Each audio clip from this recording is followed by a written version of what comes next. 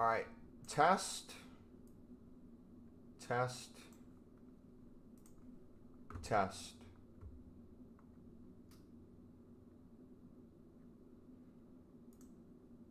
Are we back? We are back. All right, sweet.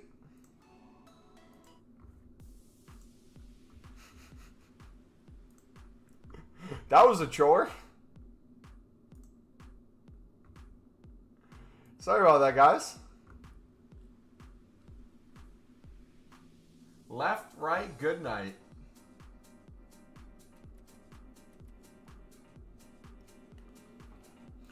How you doing today, Bacon? You psychopath. Now what you guys were saying is making a little bit more sense. It was our OBS that was crashing. I genuinely thought you guys were rage baiting me. That explains so much.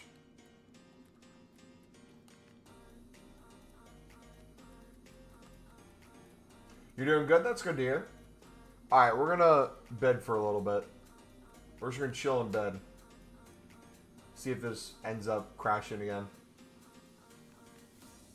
I'd never lie. Well, I was just so confused because it was like, I thought you guys had a consensus of coming together trying to get me or something.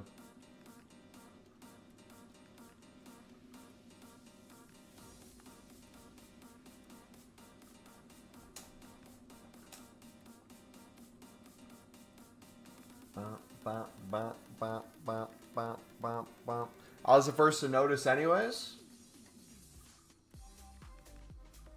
Thank you for noticing. You said there might be a max 88 hero SBC next week. Is that what the Foot Sheriff leaks did the like 15 bomb emojis for? Please tell me it wasn't that.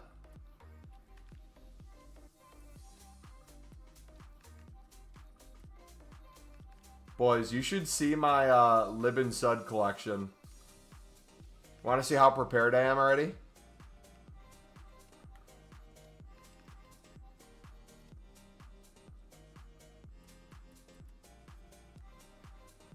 Made 6K buying German common silvers for 250, 300 on bid.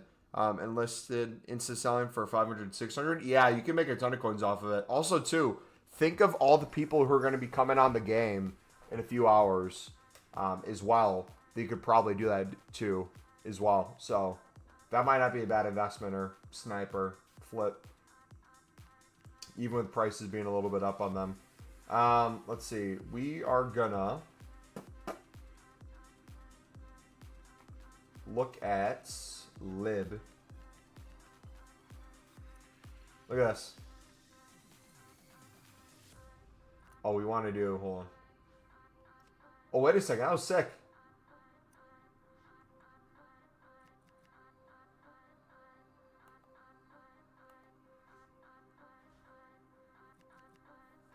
Has this always been a thing? Am I just seeing this for the first time?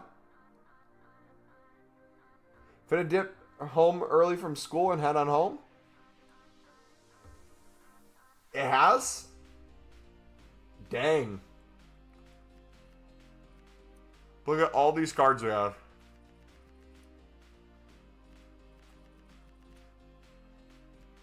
These are all tradable ones that I have.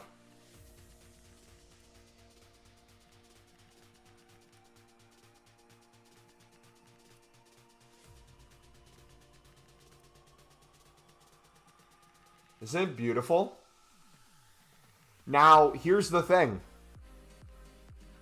Imagine if you can sort by stats. Okay. Imagine if the SBC comes out as a carbon copy of the last few years and they keep it the same rating and the same amount of golds. I have a feeling silver rares will go extinct because there's no high-end gold rares compared to last year. No Acuna, no Ledesma. Look, now we're into bronzes. Look at all these bronzes we have. Mix of BPM and then buying some. Look at how club stocked we are, man. This is crazy.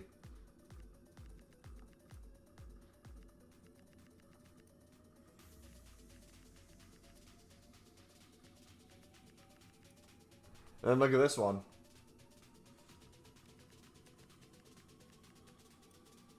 This is Sud Americana, so we have 1 gold.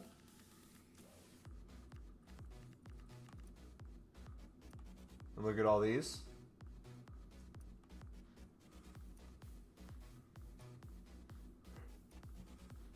Imagine everything goes to like 1,000 plus. We'd have like 1.5 million coins worth of Libin Suds. And there's still more I can get. I believe I'm still missing like another 30.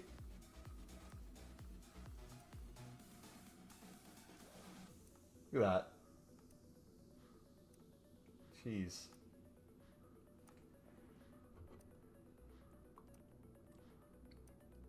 Still going. There we go.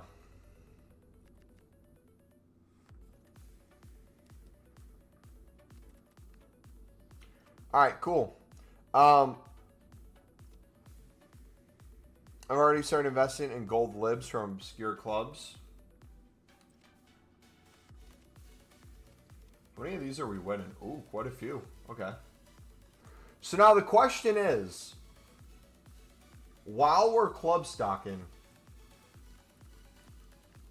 would it make sense to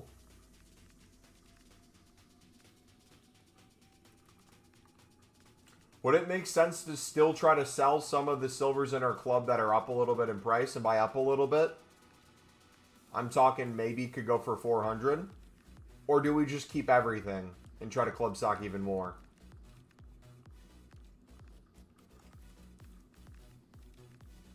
Because I think I'd much rather bid and get more cards in the club and then just flip these.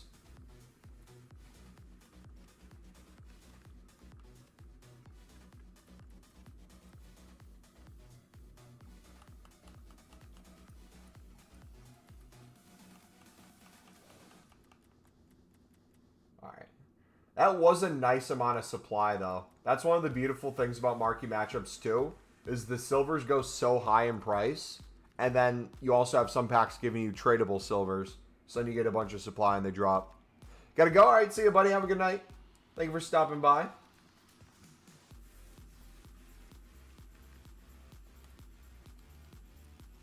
All right, supply is going to dry up, too. Like, eventually this is going to run out a little bit, so if 150 bids stop working, or it slows down quite a bit, I might try selling a bunch of stuff in our club.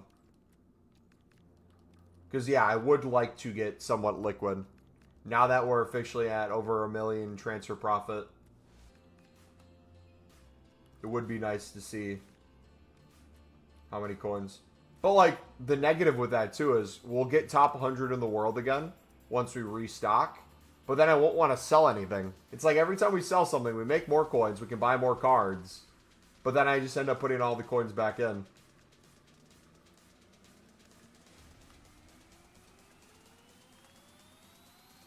Oh, you know what I should do? Should we buy our players that we want to try out? Let me look at some prices real quick.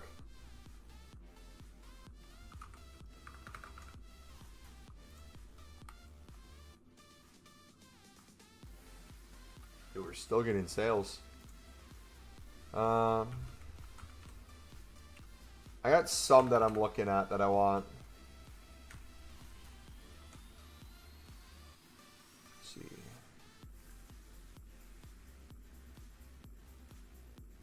Dang it, I'm too late on Militao. Shoot. I wasn't thinking.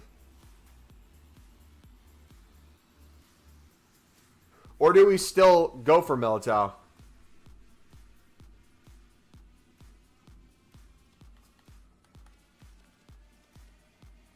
I'm going to just go for him. Even if he drops a little bit in price, I don't know how heavily invested people are in the gold card.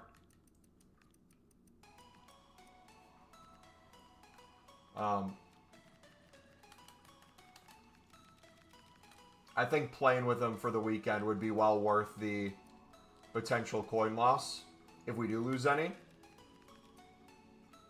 What do people use on him? Shadow or Hunter mainly?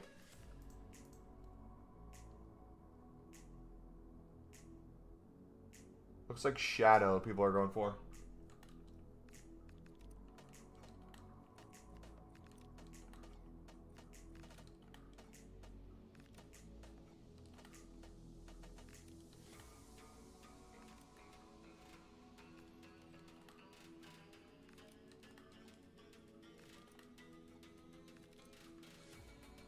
Alright, but we kind of want a fresh card though, don't we?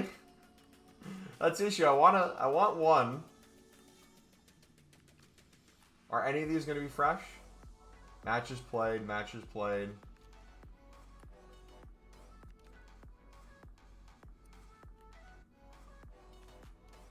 Yeah, these aren't fresh. All those have matches played on it. I guess we can just short-term buy him. Who else do I want to look at? I was looking at a few others.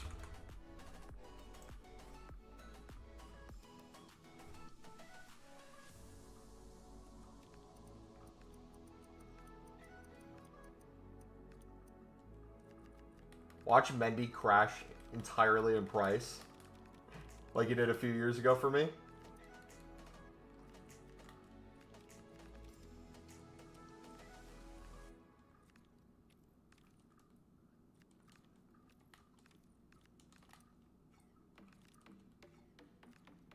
Let's go. How are you? Good as Sunderland's start to the season, I hope? Yes, sir. How are you doing, buddy? Is silver trading as effective as BPM? I make 10 million plus a year on silver, so I don't know how effective BPM is for you, but I use silvers as a way to do BPM. I use BPM as a club stock rather than a trade. I use silvers as a trading and club stock. Recommend selling silvers for 300 that we bought for 150. If you can win one for 150 and chuck in your club right now, I would. Supply is going to dry up eventually. We have another round of people coming on the game in 2 hours, so that's going to affect supply if all those people start doing marquee matchups. But we'll see. All right, who should be my other center back?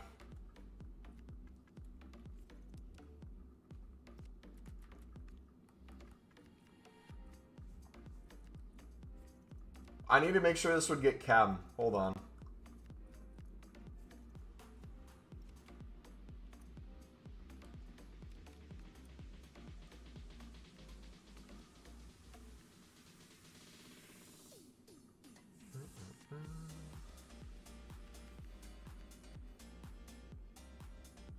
That gives us 33 Chem. If we take Diakite out, do we still get it?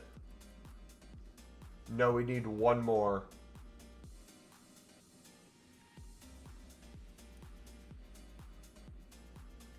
Yes. Dude, it's working out perfect.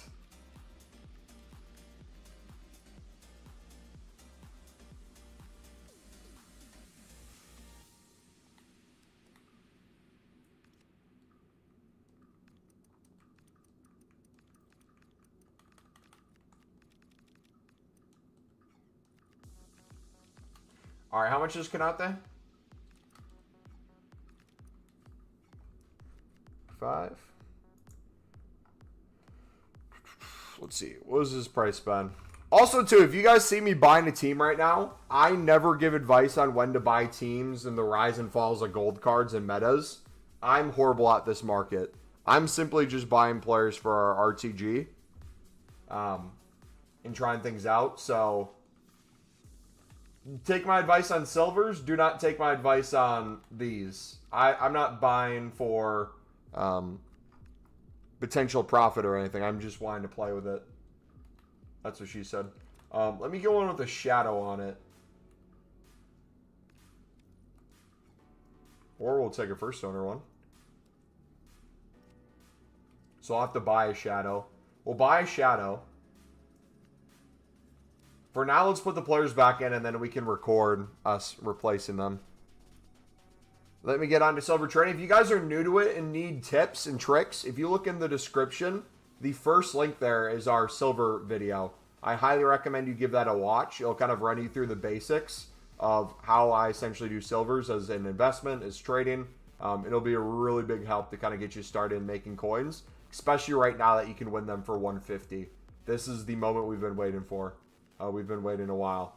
All right, let me hit record real quick on this. We're going to record an RTG episode. Did I put him to the bench? I did put Diakite to the bench. All right. So let me pause the music real quick. Test, test, test. Hopefully this doesn't crash our OBS again. Maybe recording was what crashed it. Test, test, test. Hopefully not.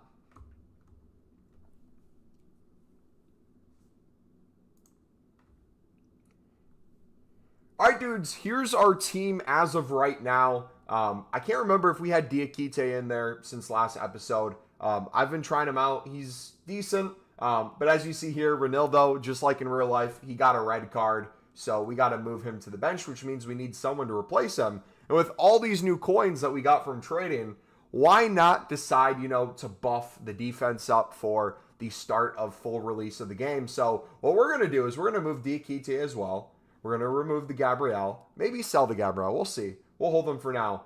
But we got some big boy reinforcements coming in. So first and foremost, at left back, channel and club legend Mendy. If you guys don't know the Mendy method on our channel, I invested in a Mendy at the worst time possible. It was right before a lightning round a few years ago. And I bought so many of him and he crashed heavily in price. I lost like 200k coins. So if you ever hear someone say Mumbo, talk about Mendy, that's what they're talking about. So instead of Gabriel, we're going to go with Militao here. We got Konate as well as the other center back. We'll have to see who we want to play on the left and who we want to play on the right. But for aesthetics, we're going to put Militao there. And then, as you saw already, it was kind of spoiled.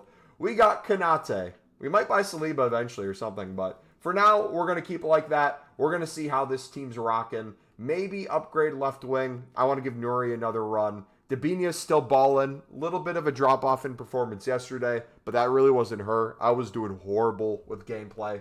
I need to get better, thus the improvements to the team. But yeah, if you guys have any players you want me to try out, let me know, and we can get them in the squad, hopefully, in the RTG at some point. All right. How many coins do we have left? 130k. Sweet. Let's keep flipping. Keep flipping, boys. What about buying 86 or 87 rated German cards for the Goretzka SBC that'll come in the days? Potentially. I can't remember how much cards rise because they share the nation. In terms of, I know like one of the teams will be like, use a German player and get this rating. Yeah, I'm not sure. That's not really my kind of market. I do this low-end stuff.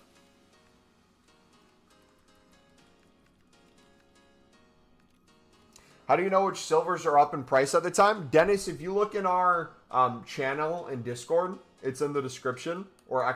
Discord in chat. We have a section where you can post screenshots of prices if one of your cards is heavily up. And then we all see that and we all can check our club's frat. So I post screenshots in there. Other people are going to start posting in there. There's other Discord servers that do it. But the best way, in my opinion, to know if something's up, for example, today with marquee matchups, if you go to EA, or if you go to FootGG or Footbin, they'll have SBC solutions. Footbin's my favorite for this. We'll use the challenge as an example. So if you go to marquee matchups, Footbin will have people start making SBC solutions for these. My favorite thing about Footbin is they use AI to start creating solutions. So the cool thing with that is if a person makes a solution, a person may use, for example, for this squad, they may use a bunch of gold cards and some silvers, but it doesn't have to be all silvers. They might use off positions because they only need 18 chem. But as Footbin makes solutions, Footbin uses the exact specialty that they need. So they'll need at least 3 rares. They'll usually always put exactly 3 rares. If it says minimum of silver, it will do basically only silver, and everything will be in position. So once Footbin starts making these solutions, you just pull up one of the most cheapest squads or the most recent ones. You check to see what players they're using. For example, let's say for this one, there are a ton of German players, right? German players, especially German center backs for silvers, are the thing that's up. So then you either check your club for the German center backs you have, or if you want it as a trading tip, we then look for German center backs to see how much they go for. So, for example, there, we just sniped that one. Only one on the market for 300. Looks like we could probably sell her for 500 within the hour. Yeah, you can do the same thing with like the Italian ones. So Italy's needed for the other league or the other squad. If we look at Italian center backs, cheapest Italian center back is going for 650 pretty quickly. So you could sit there and snipe anything under that. There's one for 500. If we won that, we could probably sell it for 800 plus. You could mass bid on these to try to win them for cheaper. And just kind of like that, you can see like, oh, when we club stock, when we chuck our coins into silvers and we get a little bit of everything, we go all out. If we know all Italy center backs are up, we're going to go individually into each one and we're going to compare price to see how much we can get for it. That's essentially how I would recommend doing the method. Does that make sense?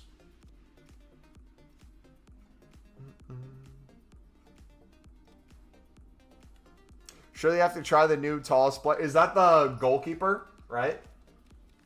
The 6'11 goalkeeper?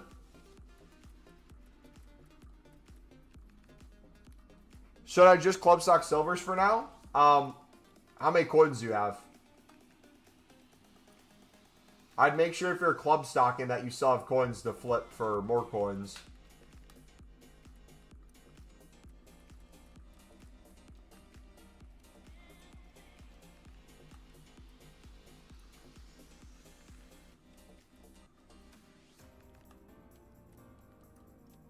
$250K? Oh yeah, 100%.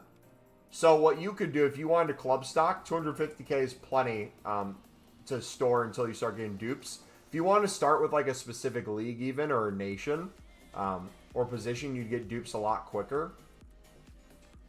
If you're trying to flip dupes for profit while you store the rest, but that's up to you. In terms of low-end methods, pound for pound, this is going to get you probably the most coins in terms of investment. Because like even now, how many investments can you say like you have a duplicate when you're club stocking and the duplicate you can double your coins on? That's essentially silvers right now.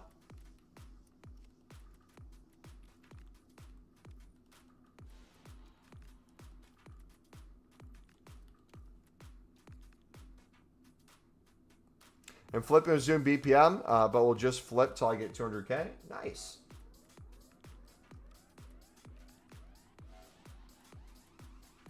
Yeah, it'll be interesting to see what silver's doing price because we're going to get more demand for these cards once the full game releases because people will start doing marquee matchups, the new wave of people. But we'll also get more supply from those people too. So I got a feeling if prices get more in demand, that hour after we might see a bunch of open bids. Which makes me think sniping right after might be the move. Which sniping you can always do, but might be worth it. And if you don't know what we mean by sniping filters or like going off of that, the same way we were showing you how to look for like the price of a card or seeing what type of cards might be up. If we just did instead of position, and we just did Italians in general, all Italians are 600 plus. So if I sat there on 500 and just sniped all Italian silvers, look at that. We won one for 500. He's going for, looks like maybe 800. Let's get that flip.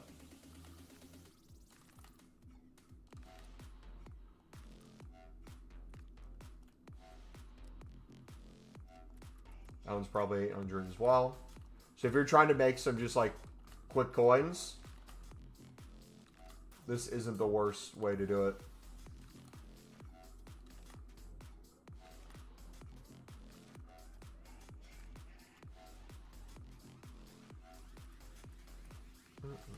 Actually working really well right now. I only get FC26 maybe in November or December, but web app access allows menu grinding, bar the game part. Hey, if you can keep making coins in the meantime, you're getting yourself ready for Team of the Year and future promos. So you, don't necessarily have to buy the game right away. If you still want to do like weekly things or club stock, you'll put yourself not only in a really good position to make a bunch of coins and profit. Oh, if we would have gotten that one for 200, that would have been sick.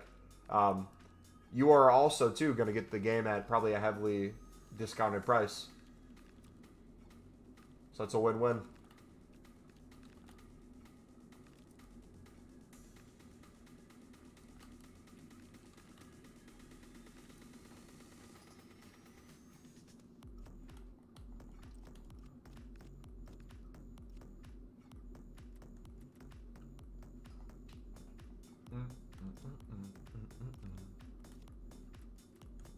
Yeah, if you guys are new to the channel or you haven't been around in a while, a few years ago, we used to do a Road to Glory series, mainly on live stream. This year, we're doing a video Road to Glory series. So if you guys ever want to kind of see what our team's looking like, upgrades over time, kind of day-to-day stuff, day-to-day trading, investing, day-to-day pack openings, all those things, or if like the streams for you are late and you can't make the full ones, highly recommend taking a look at the RTG series, which should be pinned in chat. It's in the description. Let me put it in chat real quick. We are 7 episodes in. We're doing 1 a day right now. My plan is for this first month to try to continue doing 1 a day. Days you won't get one might be days where we do like a trading video.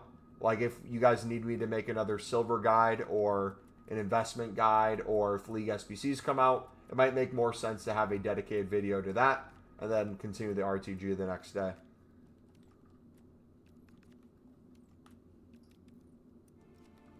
So we should prioritize storing silvers to sell them in the long term rather than making 120 coins per card in the short term, except when we get duplicates. So yes and no. Long term is not needed. Technically short term, you can still flip these investments short term. For example, the other day we club stocked, and within 24 to 48 hours, we made hundreds of thousands of coins on the daily SBC that came out. So the turnaround's not long. But when it comes to investing / flipping, think of it like this. If you're able to bid 150 right now and sell for 250 to 300 on a lot of these cards, that's great and seems like really good coins. Don't get me wrong.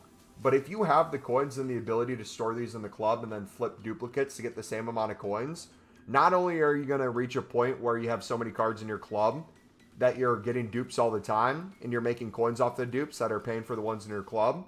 Once we get more daily SBCs like the marquee matchups we had today, like the daily SBC we had the other day, you'll have cards that instead of selling for 300, here, I'll show you example of today. These were the lower end ones today. We sold some for 2K plus, 3K plus, but I was on the companion app, so I didn't get screenshots. But just kind of showing you the general market for the specific nation that was needed.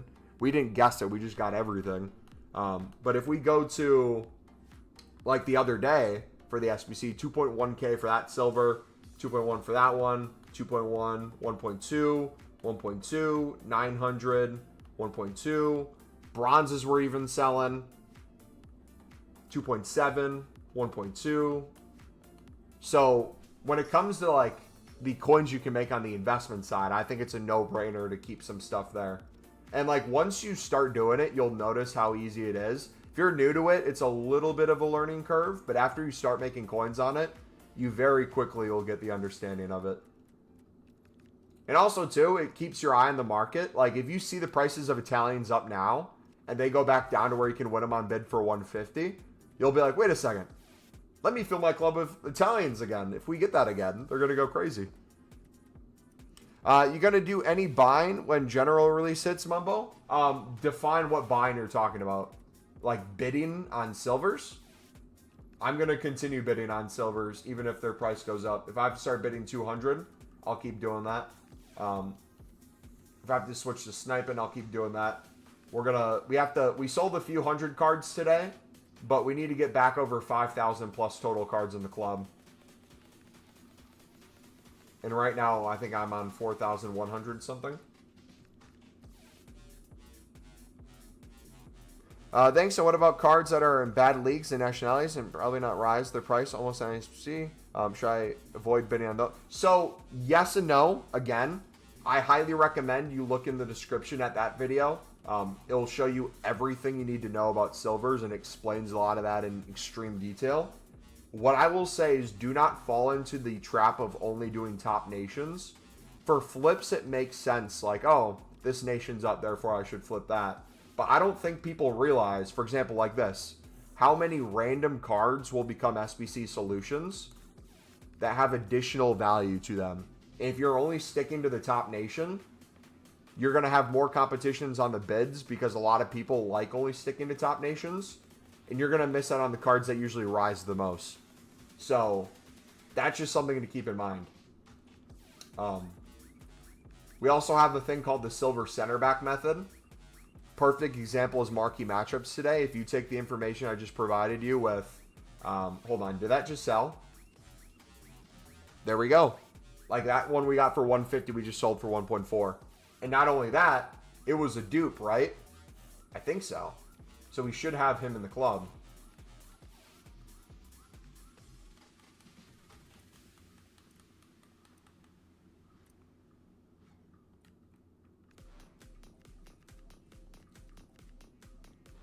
This is another thing I like about dupes. Maybe it wasn't a dupe. No, shoot, it wasn't a dupe. That is a thing I like about dupes, though, is if a card's up, you know you have at least another card in your club that's up. I was going to say something else, though. Oh, yeah. Silver center back method. So if you take what I just told you about footbin using AI, and if it says 11 players minimum a silver, it's going to give you exactly silver. And it's going to give you the exact positions. And the position used the most in any SBC is always goalkeepers and center backs, and usually a striker too. Because some formations only have cams and CDMs. Some have flat center mids across. Not everything has a left back, right back, left mid, right mid. But the things that are always in an SBC solution formation is a center back and goalkeeper and potentially striker. So we do the same thing as we would with just common silver bidding, but we take something like this where the default value of them is usually a little bit more. And what I mean by a little bit more is usually if it takes most of the hour for, let's say, something to sell at a certain price, usually you can tack on another 50 coins to a potentially 100 because of SBCs. People will buy them a lot quicker. And just because they're center backs. People need center backs. If they're having a silver team and they're doing their silver stars or they're grinding for silver objectives, people will sometimes not care about the greatest stats in the world. Just buy players for the positions they need. So if they're playing a standard 4 and 2 and 2, you're going to have people who do this. So like, for example, all the people coming on the game today, the best way to do low-end trading is think like someone new to the game. If someone's new to the game, I want you guys to either look at the screen right now or do this yourself. So if you're trading right now, if you're bidding right now, I highly recommend you stop and either do this exact same thing or you just look at the screen for me doing it. So go to new squad. We're going to put noob. I'm going to type in noob. You can type in whatever you want. But that's a censored word. I'm going to say LOL. Okay. So LOL gives you a standard 4-4-2. So if people are trying to get the silver objective and they know they need a full silver team, they're probably going to go off of the positions and try to buy this way. So if they're buying silvers, they might go, I need a center back. What are the cheapest center backs on the game? So they're going to go to 200 coins here, and they're going to see all these. On top of that, some cool things to keep in mind is there's bonus objectives for having a full English team. So English players have a little bit more value. If you can get an English center back, you can start making filters like that. But also, too, if, like right here, perfect. Look at that. Good flip. English players are down, but they're going to be needed again. So I'm probably going to go all in on English players. We should just mass bid and snipe English players, honestly. Yeah, this is a perfect example. The leagues, the nations, the positions that people want, their favorite teams, all those are going to be an additional profit for you. So let's say someone's favorite team is in the Liga Argentina. That one might get a little bit more value. Or since Argentina is a top nation and it's a 72 rated, it's a pretty high rated card. That might be pretty common in terms of SBC solutions. But here's like a filter you could create for yourself. If you're trying to flip right now, literally could just look for top nations near the 59th minute. Compare price, sell for more, or chuck it in your club. Either way.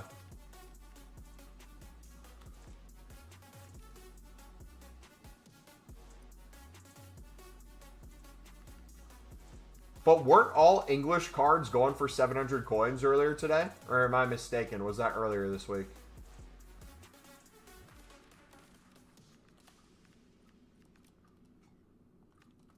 No, they should all be. Either one of you guys just bought them, or...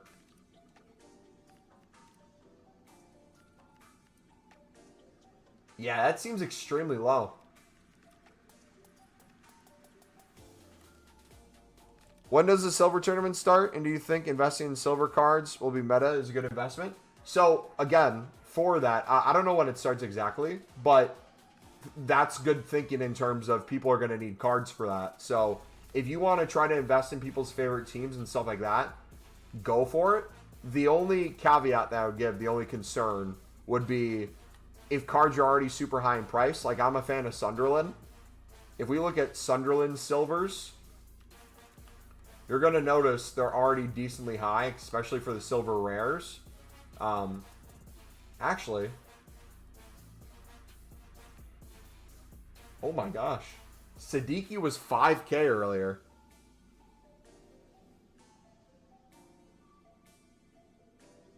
How is he... What? Maybe if some of these are extremely down in value, you pick them up.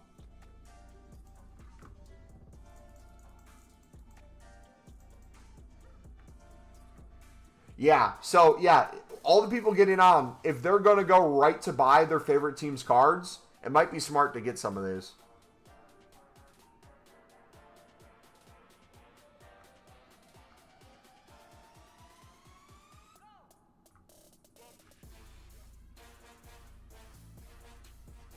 We're glitched on the screen. Give me a second. It's got to load.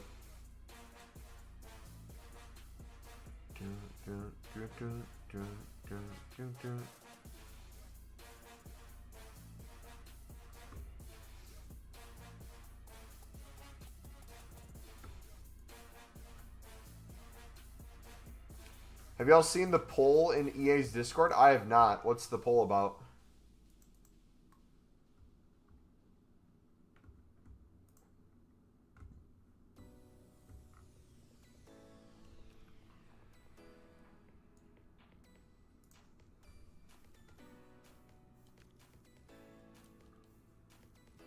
It didn't buy Sadiq. He was still in the market.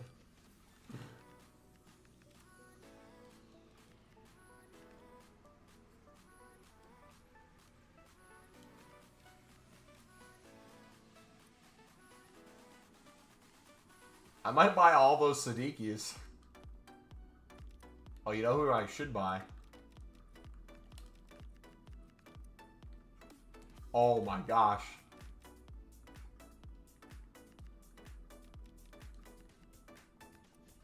All the people who are doing goalkeeper evos. He was like 10K the other day. How about the strikers, Maenda and Isidore?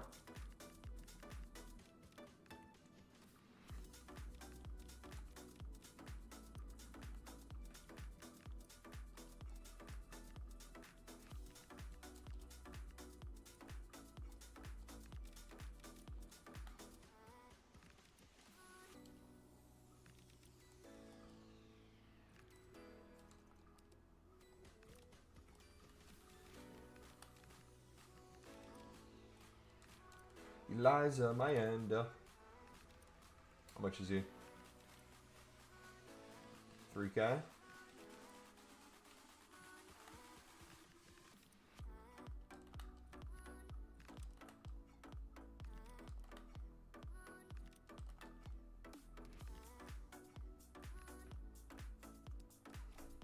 Think there'll be more supply as the rest of players get on the game later? Yeah, people will do marquee matchups, so there'll be some supply there.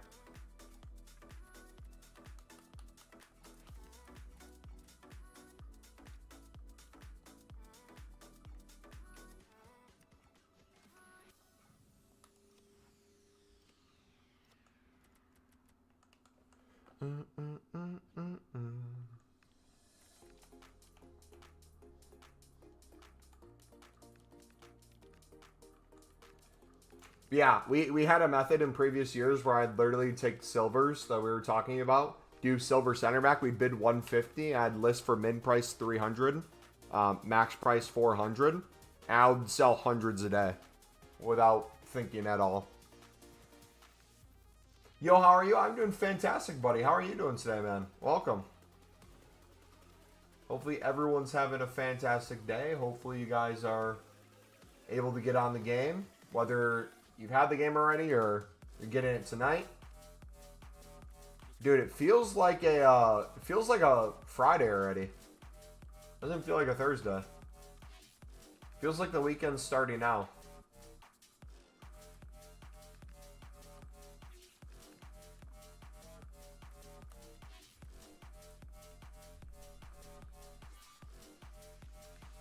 You're good? Good.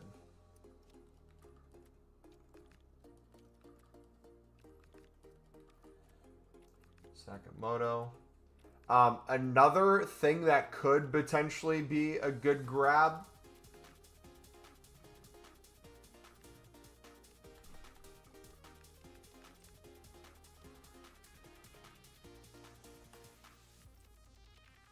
I'm just thinking.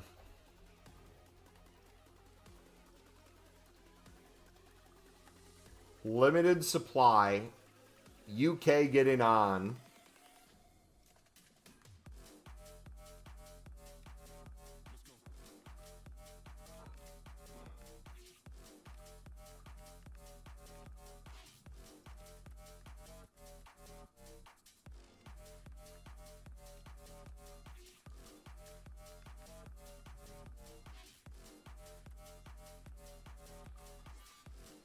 Wait, are these kits max 300? Did they update the silvers as well?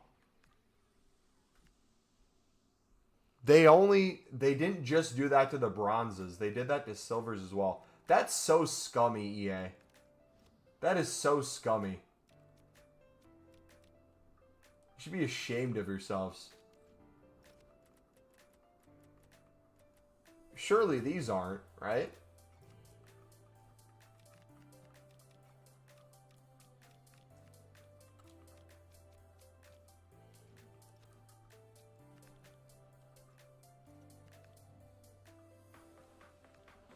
Those are two.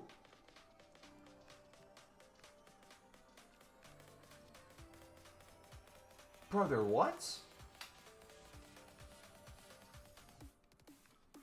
That's dumb. Spying on buying Bellingham, do you think he'll drop? Imagine doing an investment on like kits. Silver kits for like 1K a piece, and then they go to a buy now range of 300. Could you imagine the scenes on that? I'm not good with meta players, what price points, cheapest pick them up. That's not my kind of thing.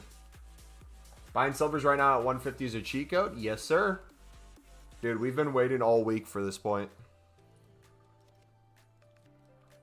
And now that we got $1 million transfer profit, had a few 100,000 liquid.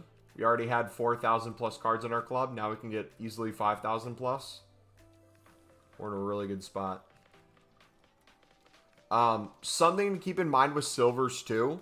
We're discussing for the investment side of things a lot of the 2,000, 3,000 extinct 5K sale. What we haven't really discussed as much is the quick double triple coins if the opportunity presents itself. So let's use silver commons. Instead of thinking of like nations or like leagues or any of that, just think of the silvers as just its own market. You're going to have an average price of the market. Now let's say the average price of the market right now allows you to pick up most things for 150 on bid, right? The average buy now is probably 250 somewhere within the hour, so you can make 100 coins. If we list in bulk for 300, obviously like here, not every single thing goes for 300 coins, but if you list enough things in bulk for 300, you'll get a ton of sales where you're doubling your coins. If you club stocked at 150 and the minimum buy now went from 250 within the hour to 300 within the hour, then 300 instant buy now, 350 within the hour, you could probably get pretty close to selling for 400 to 450 on most cards. And if that's the case, you tripled your coins on an investment, even if it's not a card really being used for the SBC that's out. Because the value of the market's so high, you might be able to profit from it. So for a few cards, that might not make much sense. But if we use it in terms of just math for the amount of cards total off a price, this might make a little bit more sense. If you bid 150 and you sell for 300, obviously there's tax. But you go from affording one card to now affording two. You bid on two cards. You double your coins on those. 2 becomes 4, 4 becomes 8, 8 becomes 16, 16 becomes 32, so on and so forth, until you've basically either made a crap ton of coins and or got a crap ton of players in your club. And then eventually when you sell those players in your club at super high prices, you don't even have to sell a crazy amount of them. During marquee matchups, I probably only sold 200 to 300 players tops. And with those sales, we can get infinitely more cards than we got rid of. And we already had so many cards in the club. So that's like another good way to look at it too, is in terms of what's the biggest issue with this method. It just comes down to time. You'll probably just have way more cards than you have time to sell. But if right now I could sell for most things for 300 plus, I could go to my club, find hundreds I got for 150, and double my coins on them. Raid, you need to take specific positions and get people in chat to take different ones. At the moment, you are only outbidding each other. I'm not doing a specific position, though. I'm doing the general market, which wouldn't be true then, because if we're doing the general market and I flip pages, even if we were on the same page at the same time, me going to a new page, you'd put you on a different one. But yeah, if you're doing a specific position, like if you're taking my silver center back method I just said, yeah, it might make sense to do goalkeepers, strikers. But I'm doing the full market right now, so it doesn't apply to me. Does someone want to do the mustache method? Bid on only players with mustaches? And see if they get a little additional value? I like the woman tax personally. If you can pick up women players, there's way less supply of women cards versus male cards. So their price usually tends to rise a little quicker too. The one you'll notice that the most in is in gold common NWSL woman cards. If you're someone who likes club stocking for Monday repeatable SBCs, even though those don't rise as much as they used to in previous years, if you do gold common NWSLs for 300 coins, those typically flip really well.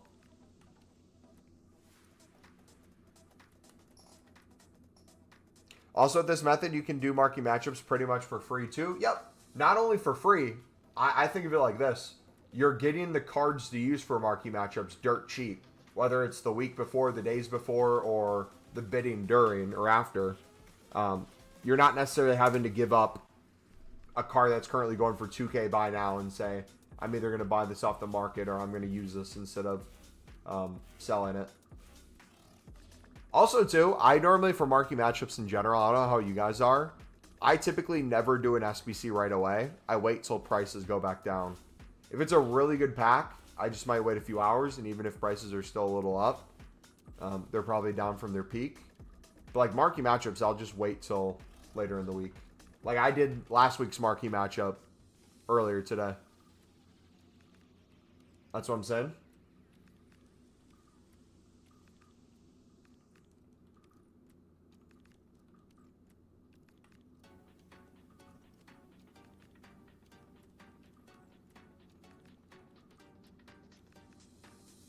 Alright, I forgot we had a Evo today. I should record part of this. Strikers Rise, Evo, cover athlete we still need to do at some point, passing. Goal twice in one day, we'll wait still. Intro to Evo will do. We might as well start people on these.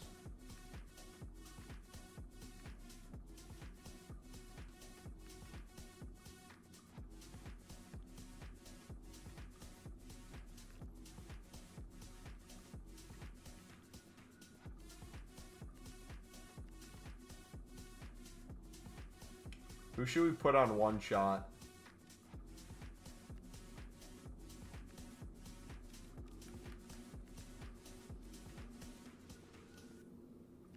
Robbie?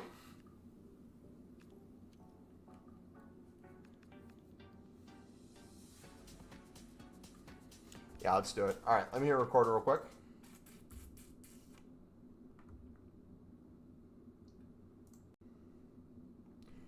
All right, dudes, we also got a new Evo today, one shot. Kind of like the other ones, it's repeatable. Doesn't give you much of an upgrade. Luckily, this one's free, though, so I personally don't mind these as long as they don't put a cost to it. Slowly upgrade stats over time for not many games. It's perfect in my book, so we're going to get the Sunderland side of the RTG rolling. Hopefully, we got some even better stuff coming. Cards that are coming down the line at new content, about an hour after new content, or not an hour after new content. By the time on Friday we start the stream, we will have this Mayenda completed. So Mayenda started as a silver, I believe, 71 rated. Now he's up to an 83. This card's going to be really nice. We'll try him out in the RTG meta team. That's mainly a Prem team right now. But he will be our first kind of biggest card besides Granit Xhaka in the Sunderland version of the RTG for us.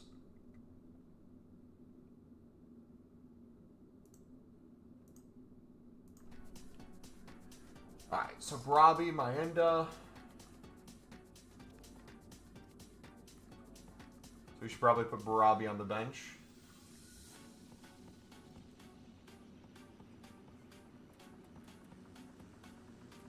Already is on the bench. Perfect. Gertruda.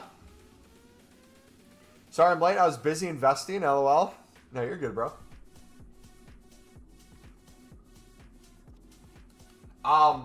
But what I will say too, the nice thing I like about silvers as well is once you become, I won't even say expert on the silver market, but once you understand it more, all the additional coins you'll have, if you want to upgrade your team with hundreds of thousands to millions of coins, you can do that. If you want to buy promo packs from the store, if you want to buy the season pass, if you want to buy an Evo, you can use your coins to start doing all those things. You can reinvest in more silvers, obviously, but there's a limit to how many silvers are in the game.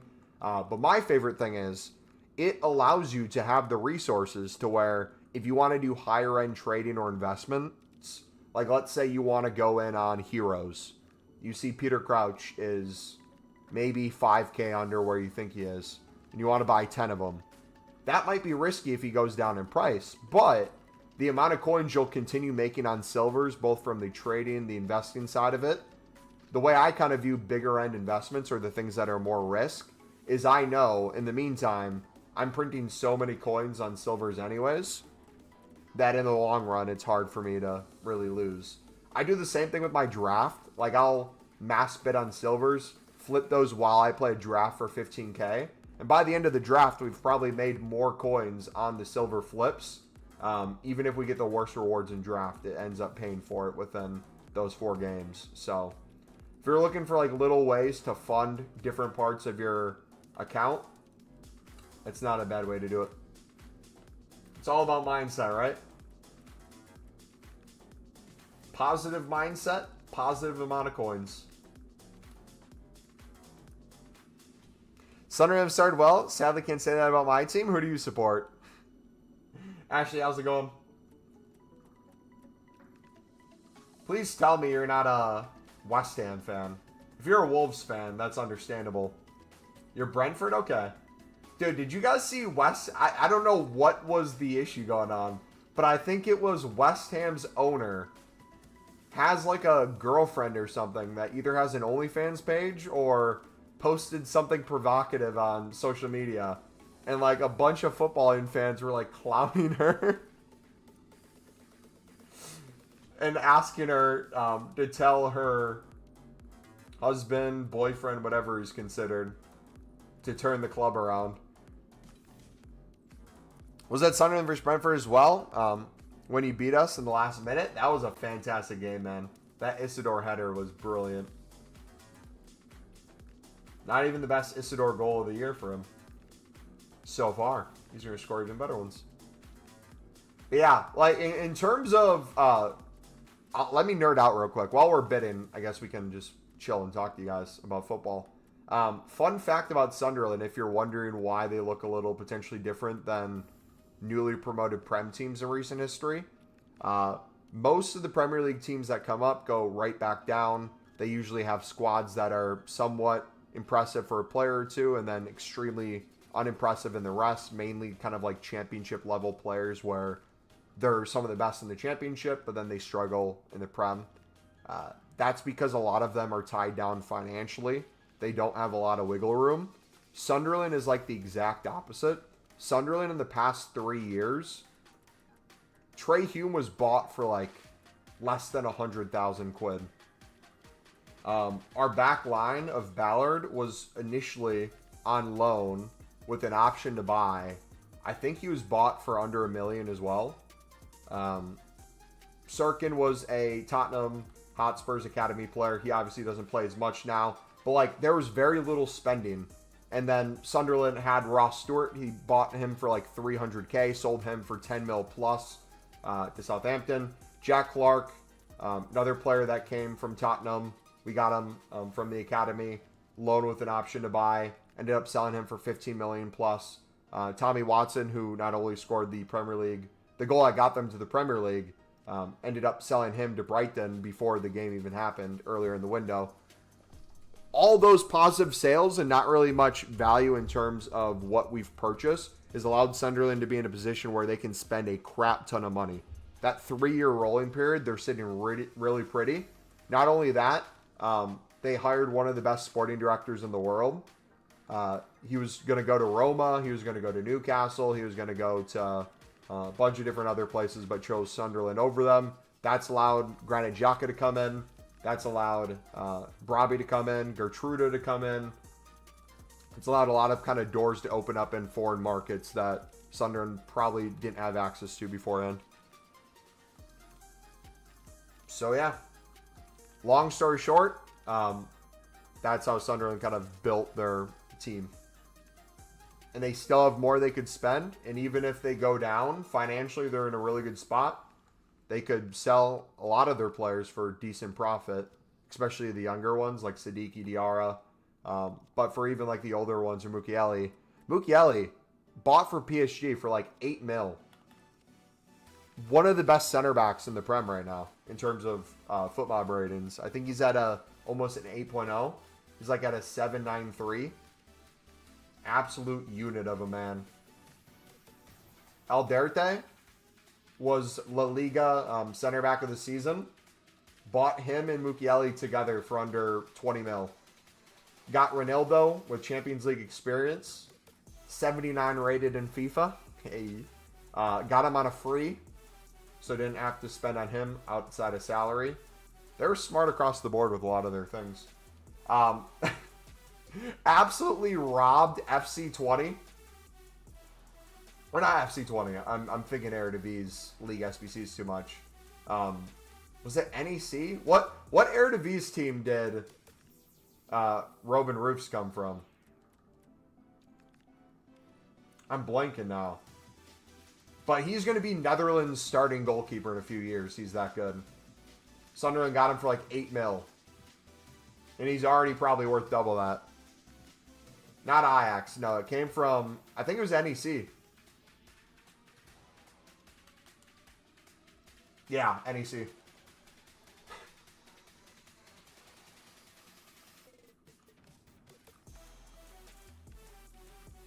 Think of like an ethical Chelsea. But instead of 8-year contracts and they never get to play for the club, it's 4 to 5 year contracts and they're dying for the badge. Celebrating clearances.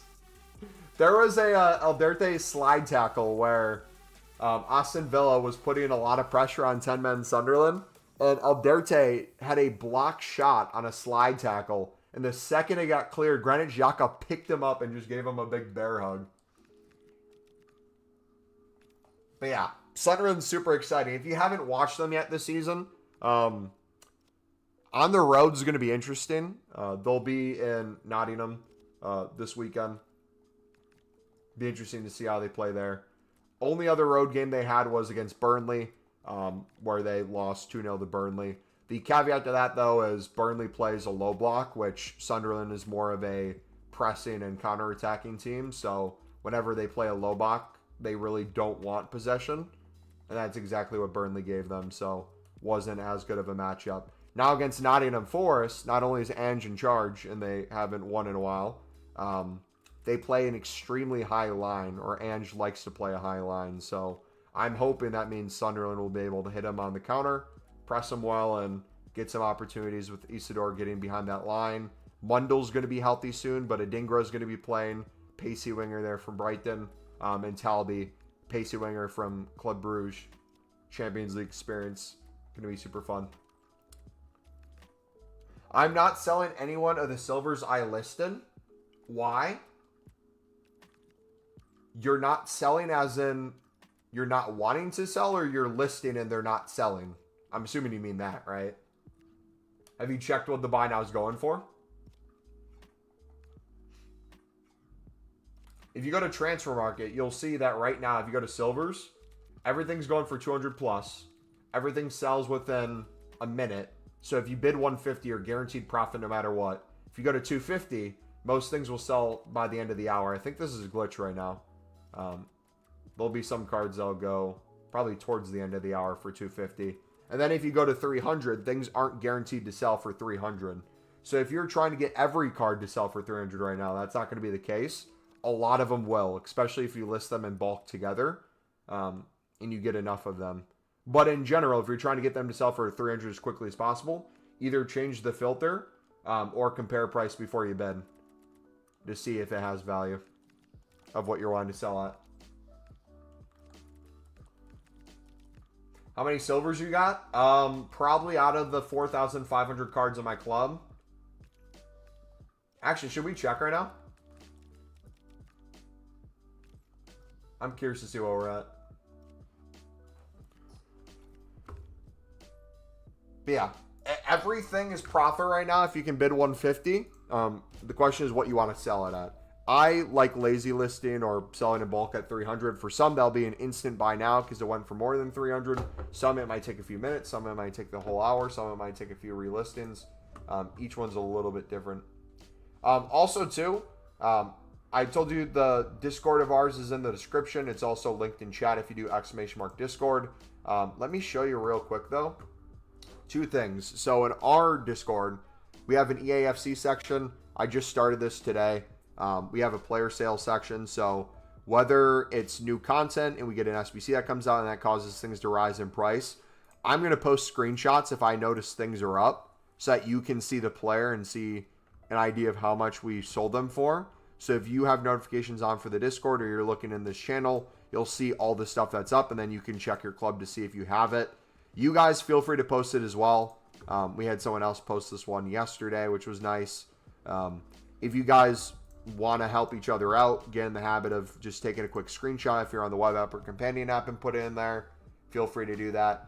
There's also another server I recommend. If you've never heard of BPM Man, this is his. He has a very active one where they do the same thing. If you go to Club Player Check, they post all the players that are currently up, all the managers that are currently up. So if you're doing BPM and you're stocking a bunch of stuff in your club, you can see that and say, oh, let me go sell those right now. So that's one way to do it. Let's see where our account is currently at. I think we're very close to 4,500. I think we're still a while away from 5K players. We'll see though. Moment of truth.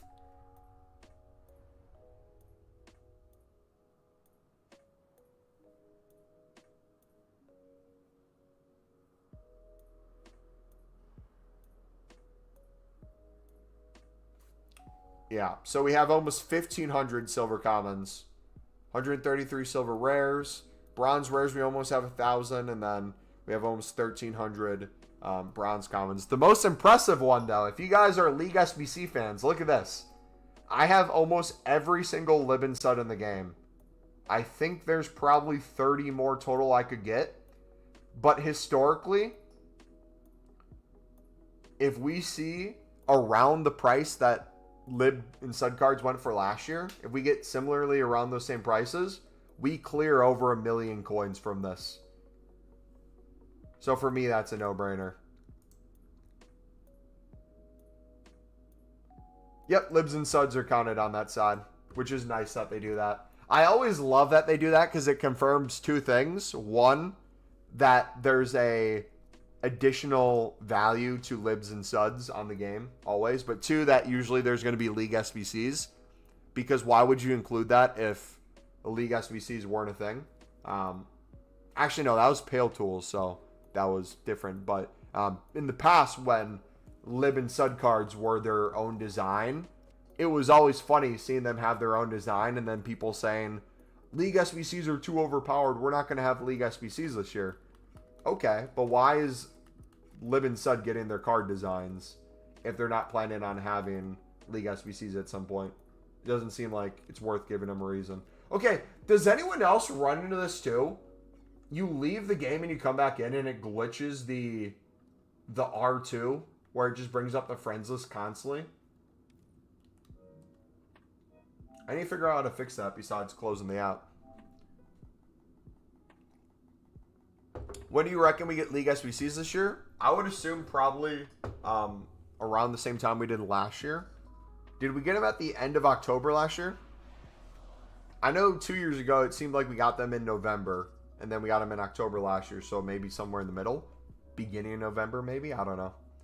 I do want to do this thing, though, where I'm going to research when we've gotten League SBCs historically, which day of the week. And if it's always been on the same day, I'm going to start a weekly investment where I go all in on a few hundred silver rare libs for 300 coins or 350, depending on what price they're at. And if nothing comes out at new content that day for them, I just sell them back to the market at the same price. If League SBCs do come out, they'll probably be 3K plus or extinct. Should you get EAFC old gen? Sure. Pretty soon PS5 is going to be old gen.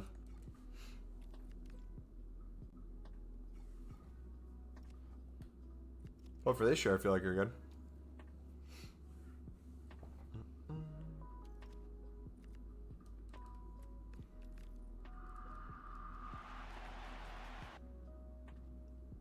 Also, too, I'm going to discuss BPM through silver method right now.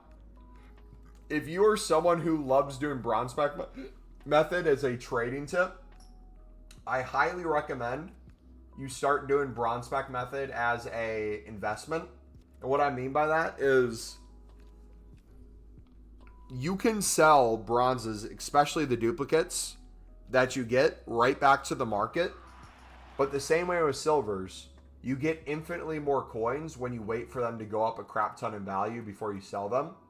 So what I would recommend is just focus on making profit from silvers and then just chuck everything in your club in terms of bronzes. And then when SBCs come out, you check to see if they went up in value. But this is the important one. Some people might see me quick selling a card that is a dupe that might potentially go for 200 coins within the hour after a few listings. At face value, that might be considered a waste, but I'm going to challenge you on this. If you're someone who's already doing a lot of silver bidding, a lot of silver flipping, if you start putting, like, let's say half your transfer list of duplicate bronzes and trying to sell them at 200 within the hour, you might get a few sales throughout the hour, but you're going to miss out on a lot of places on your transfer list where you could be putting silvers where you're getting 150, 200, 250 coins per card, and that's just going to cause you to miss out on more coins in the long term. So highly recommend BPM to club stock. Control or compare price to see if one of the dupes is going for crazy value, but if it's 200 or less, I just quick sell it quick. Should I sell non-top 9 nations silvers, or should I stock all silvers? Sell what's up in value. I guarantee you right now, there's a random nation that has a card that's thousands of coins. I can tell you that for a fact because we sold a U.S. center back that was going for, his lowest buy now was like 3K plus, and I sold him for I think 1.5 within seconds. And we picked him up on bid for 150. So if you only stuck to top nations, you'd miss out on all those. Read last message. I think I read it already, didn't I? I just answered it. Or is there another one? Can someone tell me if the game comes out tonight at 12 p.m. UK? It should be coming out at midnight your time. If you bought the game already and you've downloaded it, it will tell you a countdown of when it comes out. But if you haven't already, if you get EA Play for like, what, $5, you get 10 hours early access to it. But at this point, you might as well just wait the other half an hour. Unless you're really desperate.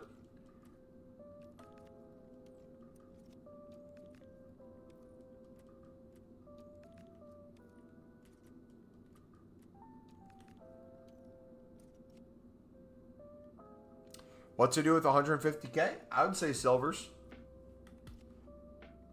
Flipping and investing.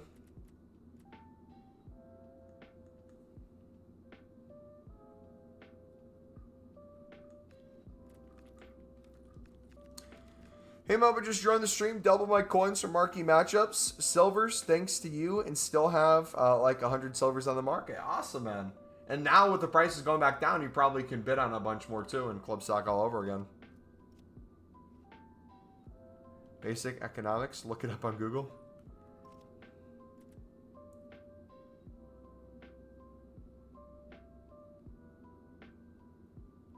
If I buy it right now, if you buy the game right now, you should get it within the next 27 minutes, right? Whatever time zone you're in, you should get it. If you're in the UK, you should get it in the next 27 minutes. Because it's usually... Wait, hold on. Is it usually midnight in your time zone? Because for me, I got it at 11 p.m. my time. But maybe because in the United States, I'm in Central Time. And they went off of Eastern Time for release. Because they didn't want to do it for like midnight across the board in the US.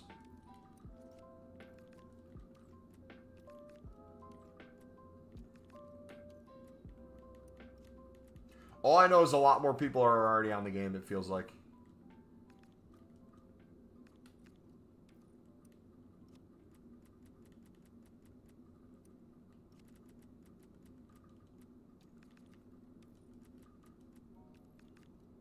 Ryder Cup tomorrow? Who's all playing in it? I'm not really a big golf fan.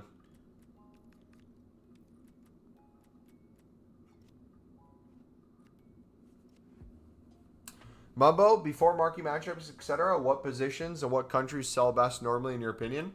Positions, goalkeepers, and center backs are the safest bet in terms of they'll always be in an SBC solution if there is 11 players on the pitch.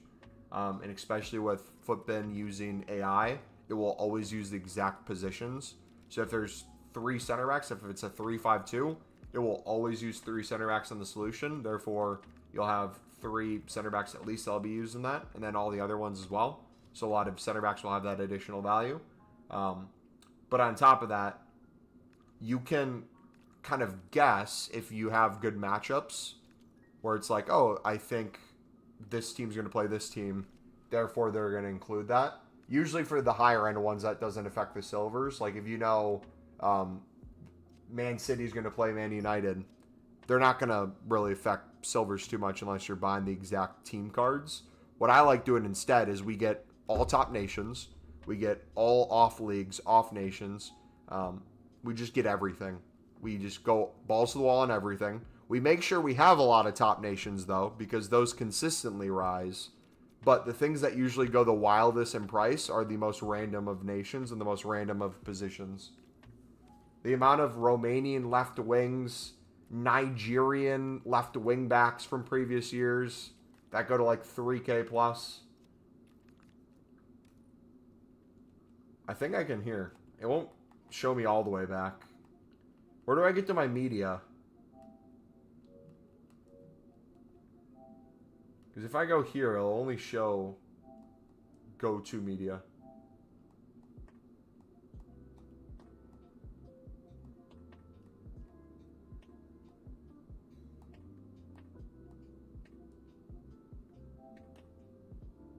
Like Pookie, Torre. Look at this one.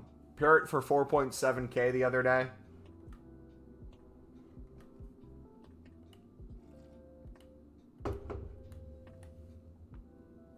$1.6 for Ozkin.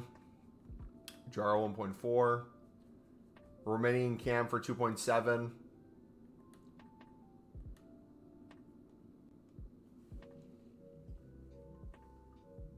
So you're saying stock every silver I bid on and sell dupes? If you have the coins for it, yes. That'd be my recommendation. Because not only will you be investing, where you're going to make infinite coins later on those cards, you're also flipping a lot of cards for profit. And you're going to get dupes a lot faster when you have the cards already in your club. So you're going to reach a point where, let's say you invest in 100 cards. And you only sell 10 of those, but you 10x on 10 of you sell. The amount of cards you now can supply in your club is way more.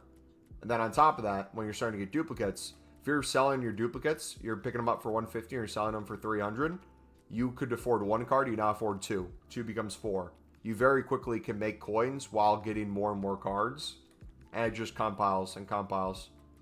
And once you do this enough, day to day, week to week, you'll start noticing that you are not only making more coins, like your coin total is going up, the amount of cards in your club is going up, but you're realizing you're selling nowhere near the amount of cards you have in your club. If you store thousands, you maybe sell a few hundred. And then the amount of coins you make can buy hundreds and hundreds of more. And very quickly, you'll end up with an account like ours where you're stocked on, I wouldn't say every silver common, but a majority of them. Do you sell silvers that are 500 plus in your club, or what price you wait for when you go through club players? So at the end of the night, or randomly, I might look to see if anything's up on SBC Solutions or Discords that have screenshots of someone that looked for something. A good tool to know if something's up, though, and if you should sell, is honestly the duplicates.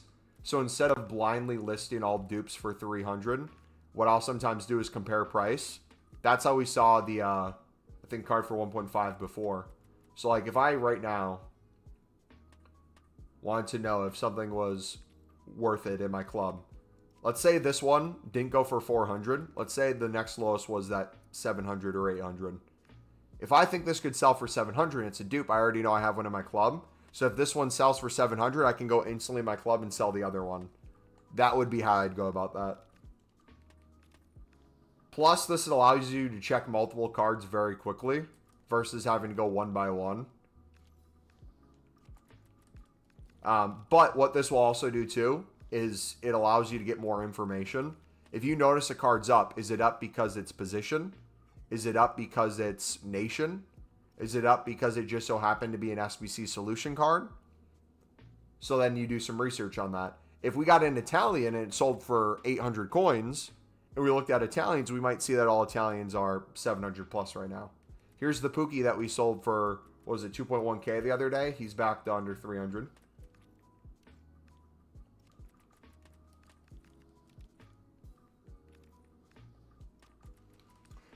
How much do you need? You don't need many coins to start doing silvers. How many do you have right now?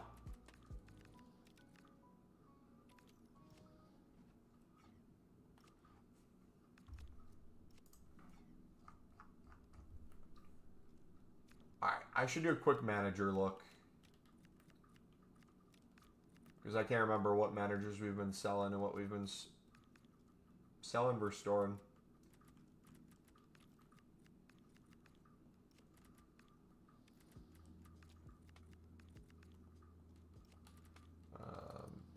Do you have any Egyptian managers?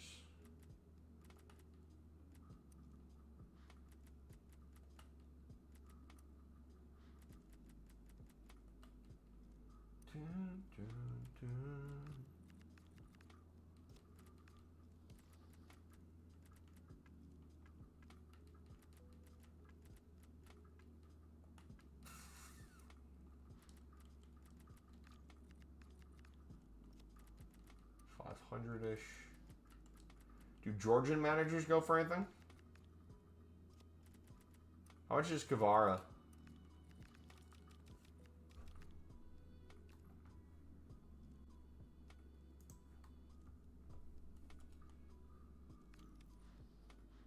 How many coins should I get before I start club stocking? You can do it with any amount of coins to start club stocking. What I would say is if you have less than 50k, you're going to very quickly run out of coins. Not because you're losing coins, but because you're going to be storing more than that in terms of players. If that happens to be the case where you're under 50k and you want to make coins while storing, instead of storing and selling dupes, bid on a group of players. Let's say you bid on 50 cards and you win 40 of them. Out of that 40, store 10, sell 30. Continue. Store 10, sell 30. Get in the habit of doing that. And then as you're making more coins, start storing more. As you get some SBC solution cards and they're selling for 1,000 plus, store a few more. And just kind of work your way that way. You can then switch to positions too. Like instead of bidding on the full market, if you're bidding on a specific nation, specific position, specific league, that'll allow you to get dupes quicker if you really did want to flip dupes.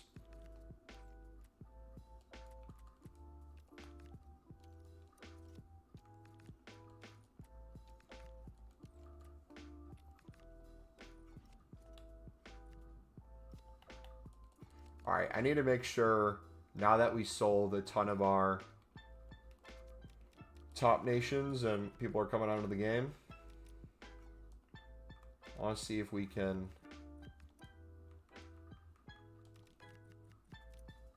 yeah, 250.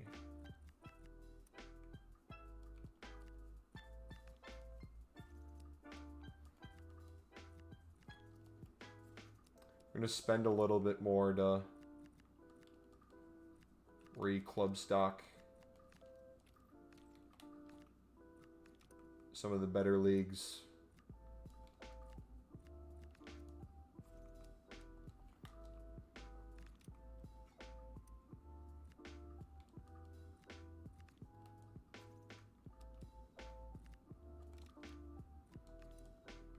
Bundesliga. How about La Liga? Yeah, so League One looks to be the lowest right now. Prem's Women League. Interesting.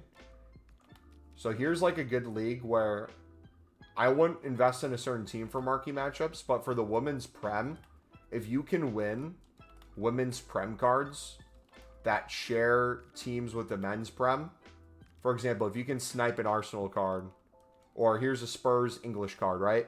If Spurs becomes a marquee matchup, not only can you use the male Spur team, you can use the women's Spurs team. So cards like that will become super important. SBC, not SBCs, EVOs for people who do EVO teams or RTGs. If people are trying to get a full Tottenham Road to Glory, they might pull men's and women's cards.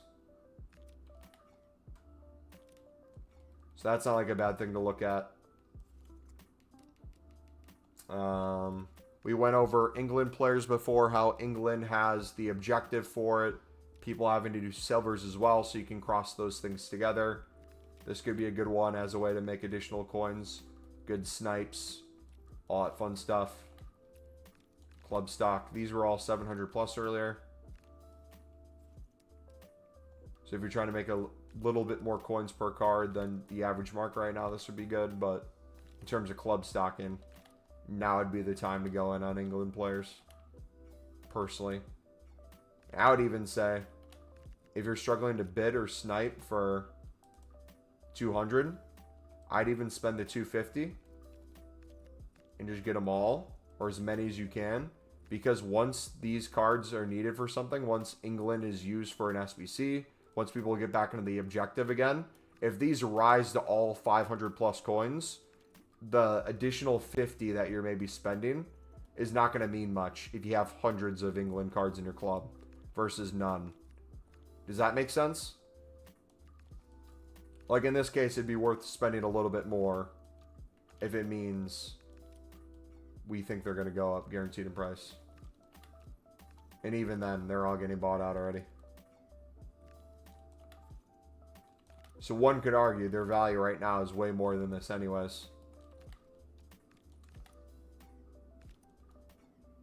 That's a really good one. Scottish League. What do you think of the game? I love the game so far. A little bit frustrated with not defending, but specifically my defending. I need to get better at defending. And as someone who in previous years primarily focused on making content on the menus and not as much gameplay, I know there's a curve that I need to adjust to get better at the game. And by running an RTG, not only does it force me to play the game more, I'm able to slowly upgrade my team. So today's going to be a perfect example of can those two things go together. So we're going to play our first game, actually. With that being said, we're going to hop into a Div Rivals match, trying to get to Div 6 now. Maybe I should wait till the game comes up for everyone. And when I bid and it turns to 200 because the bid was not showing on my screen. Hope we get a good SBC tomorrow. I hope so too. Thanks for the answer. What is the value? What is the value the player have to have before you sell it? I see many of my silver players in my club being 500 plus coins, but hesitant to sell in the case they skyrocket. So that's a good problem to run into. My kind of thing I say with that is if it's after new content and you're looking at SBC solutions, my focus is to focus on the things that are like maybe 1,000 plus or those exact ones. Outside of that, if you see a huge group of players are going for like 500 plus, or you casually see something in your club that's 500, I would sell it. If it's a top nation, maybe I'd be a little bit more hesitant if it's an off time. For example, if I saw Italians yesterday, I could sell an Italian card I had for 400, 500 coins. Even though maybe I won it for 200, I'd be doubling my coins plus. It wouldn't be worth it compared to the investment side of it when they all rise to 800 plus in bulk. But yeah, that's one of the good problems to have. Because like you don't really hear that with the high-end investments. No one's really investing in informs and they're like, hey Mumbo, I bought a bunch of informs for 11K and they're all 22K right now. Should I sell or should I wait? It's like, brother, you double your coins. Go for it. Bought 2 Liverpool women's English cards at 150 the other day, and they both sold for 2.8K. Yep. So that's exactly the thing to look out for. Things like that are super fun. All right, let me hit record on this. All right, dudes, it is Rivals time. Yesterday we struggled. We got 2 draws and a loss, I think. Played some off stream, lost 2. We struggled, but now we got some new players in the squad, so we're going to see how much these really do upgrade our defense. I need to get better at defending too. Shadow will eventually go on Kanate. Right now I'm going to put him on an anchor. He's on a playstyle plus right now. Militao's on a plus. Can we change the tactics to get him on a plus?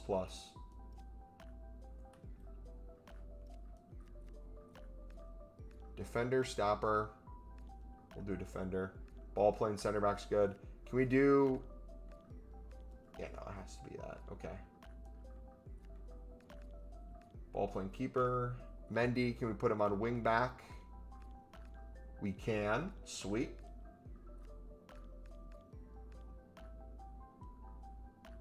All right, we'll do inside forwards on them. Marmouche we'll keep as advanced forward. Yeah, let's go. By the way, I got good next marquee matchup, Liverpool versus Chelsea. So with that sort of thing, you would assume Liverpool versus Chelsea would probably be the golds, right? So for silvers, think silvers probably won't be needed for that. You can invest in like golds for that, but the issue with that is if golds are already heavily invested for those clubs, if everyone thinks those are going to be the ones, a lot of time the price it'll go for before new content or days leading up to it might actually be more than it is once marquee matchups comes out. So I'd be careful going too crazy investing into those, but if you can pick up like, I don't know, something like the Women's League ones for that price, you'd be good to go. I need to figure out, my TV is playing audio through the TV, and it shouldn't be. And I think you guys can hear that like echo a little bit.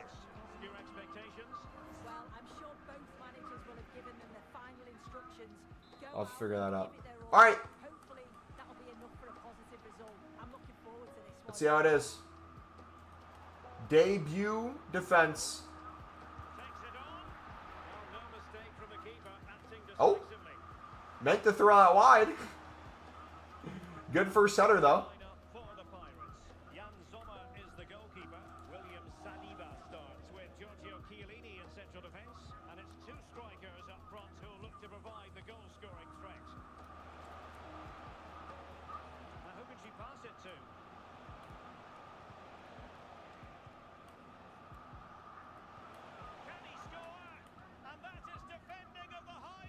Alright, Mendy's chilling in.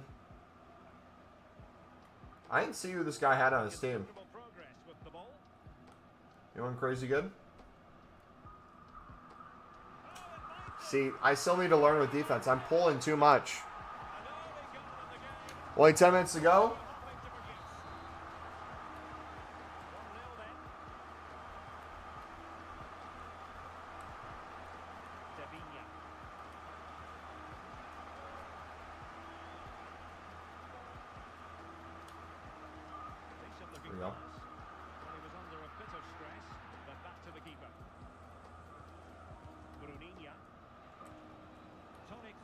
I played that to Dabinia, but alright.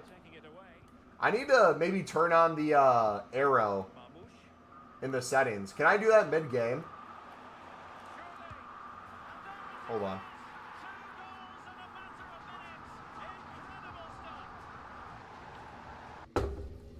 Is that accessibility?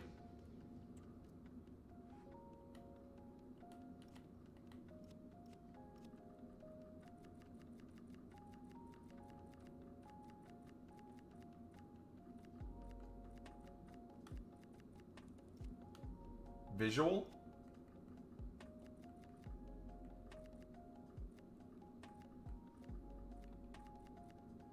Precision pass visual on.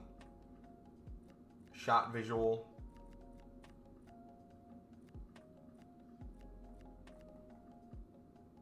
Shouldn't it be showing, or am I looking in the wrong place?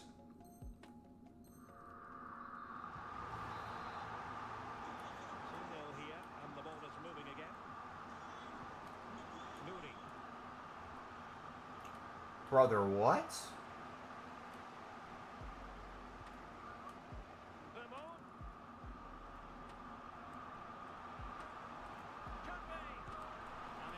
I'm struggling right now with gameplay. I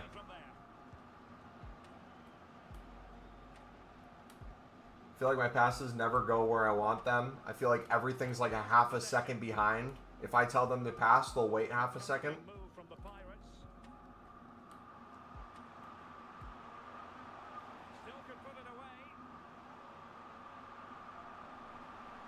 When did we get the patch? Did the new patch come yesterday?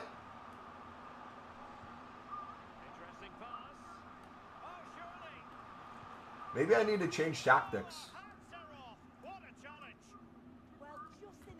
Maybe play something more narrow.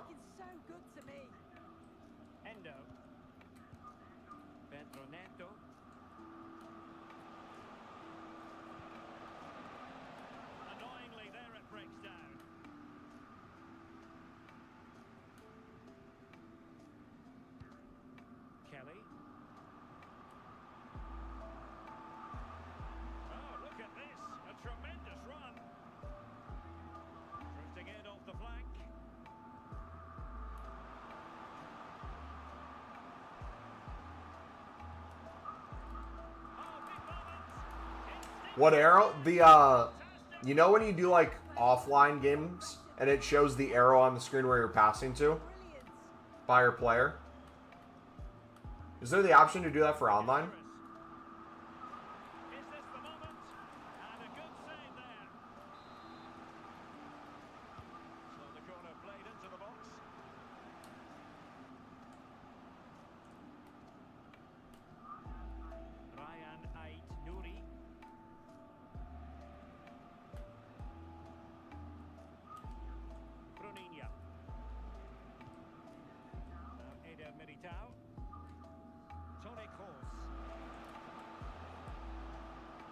Dude, he just feels so slow.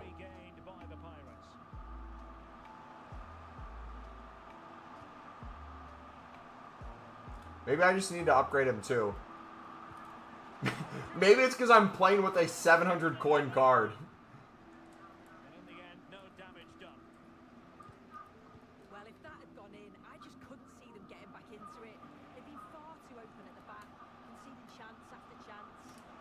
Well, maybe a chance for them now to relieve the pressure by stringing a few There we go. passes together. A goal! And it's very much game on here. Think it might be the trainer? Okay. Because why I want it on is I want to see, okay, show, directed run, movement indicator, there we go. Indicate who the next player the user is about to switch to. Okay, sweet. Because I want to know, am I, in like recording this and streaming it helps too.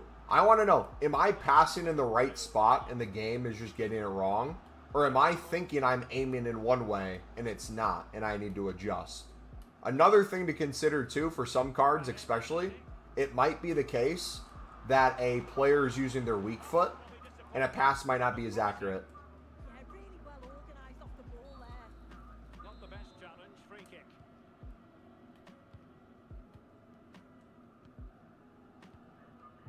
Pedro Neto. Now with Bruninha.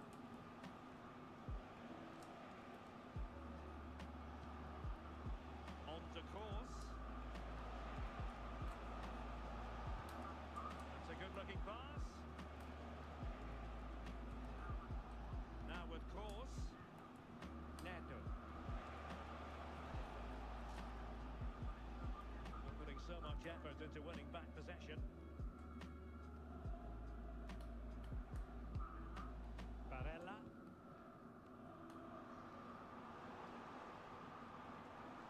They're using the space really well, you've got to say.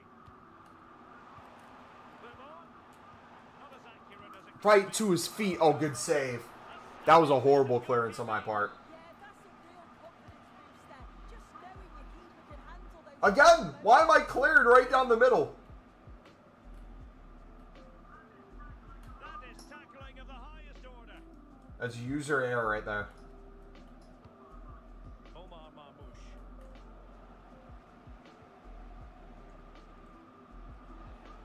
There is going to be stoppage time, but only the 1 minute.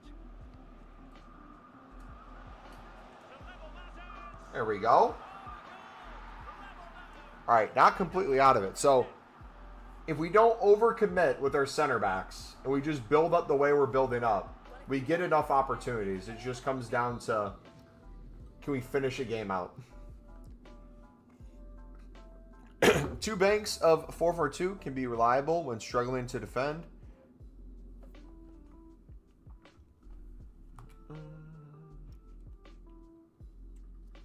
Can Dolan play on the left side? I might try Dolan instead of Nori. In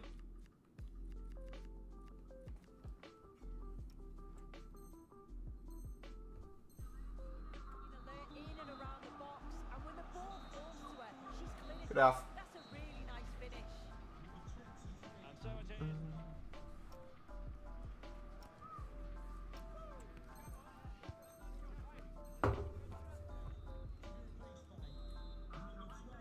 And away they go again into the second half.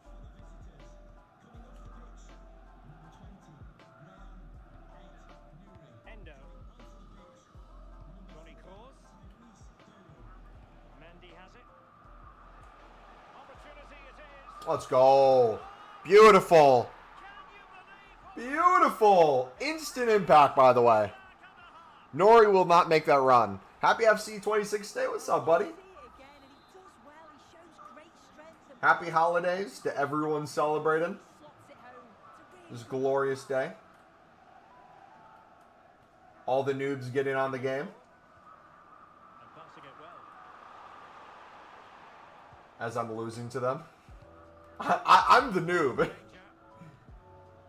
Should be roasting anybody else. Can't get out of Div 6. Save my life. Opportunity to deliver the cross.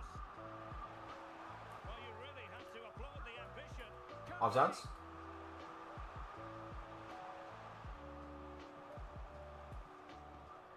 Lauren Hemp.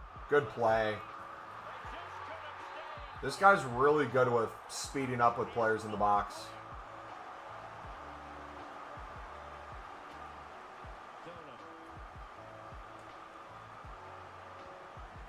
Decent position. He says course. Well read to put an end to that attack.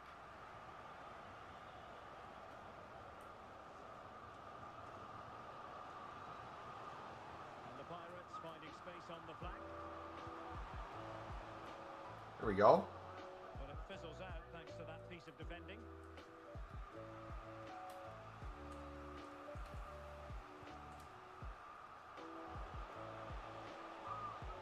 Oh, it looked really promising for them.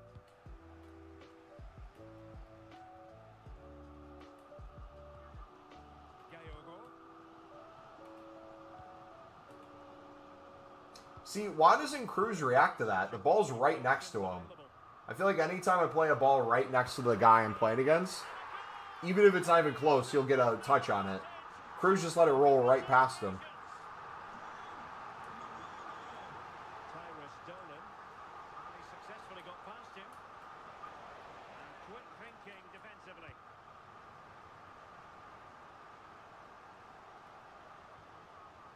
Omar Marmouche. Scott McTominay.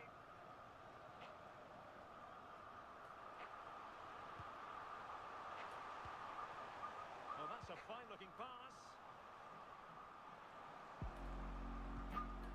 Attractive build-up. Yeah, they're keeping it well, aren't they? Oh, gosh. Surely. Jeez. And the keeper really reacted brilliantly. Well, I thought that had to be a goal, but the keeper pulls off All the names ready to buy your silvers? like reflexes.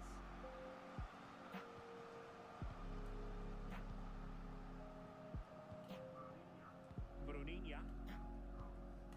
Close. Omar Marmouche. And bursting forward. Ah, wrong side. Was due for that good piece of defending. Well, she's certainly not alone. Chloe Kelly. And a good intervention.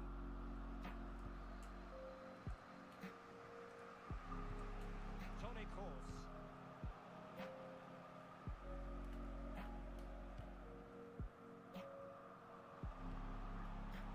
Kemp.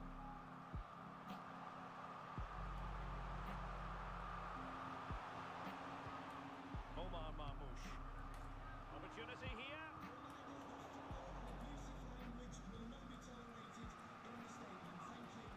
Marmouche.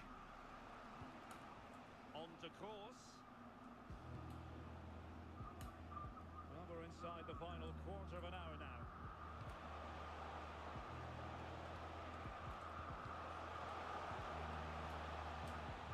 It's a neat move. Can she get the level? Good try. Dang it. Alright. We gotta get something here. Throw in. Might have to bring on Brobby.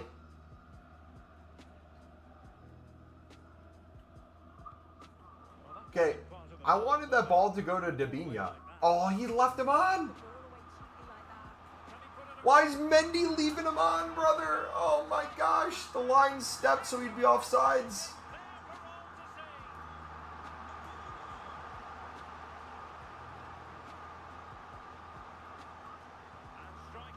Alright, we're falling apart. Need to stay in it.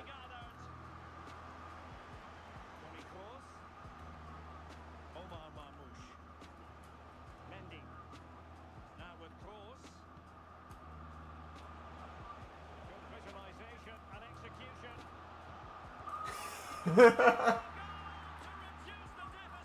Hey, we'll take it. Gets the pop. We'll take it. Not over yet. Dabinia hat trick.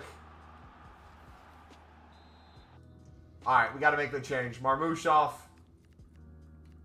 Brobby on. Oh, Mendy's gassed. Mendy's getting ran. Come on. We can still tie this. There's time.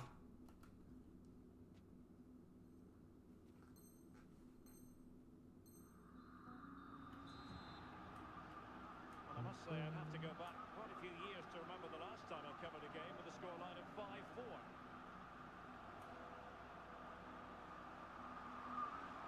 Oh, that's brilliant play.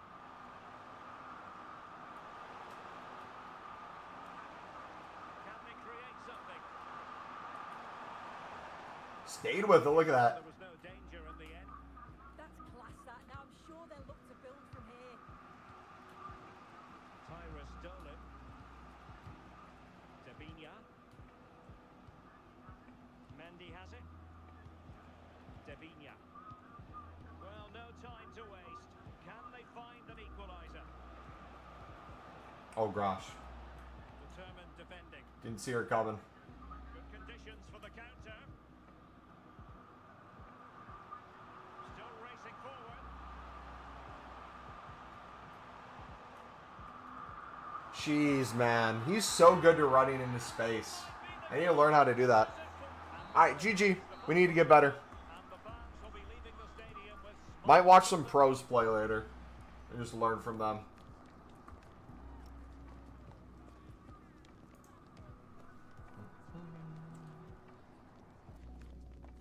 Wow.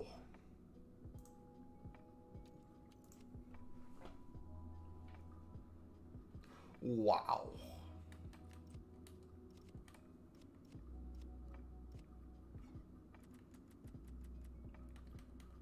W.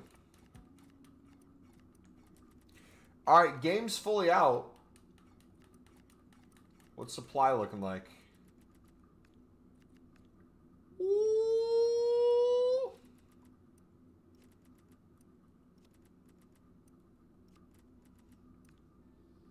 Oh, it's Siddiqui. Ooh.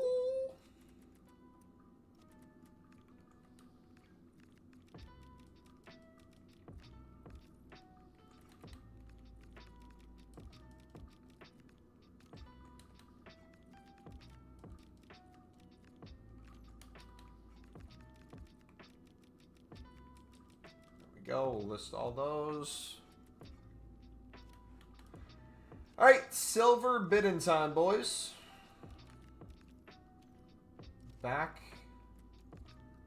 to the basics.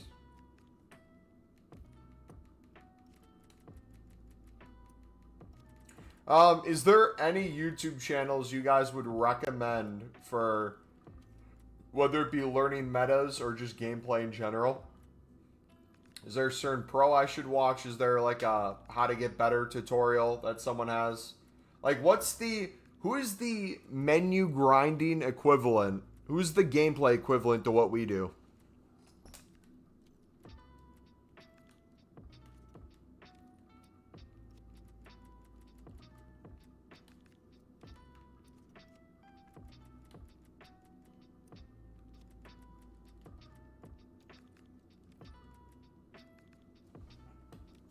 Neil Guides.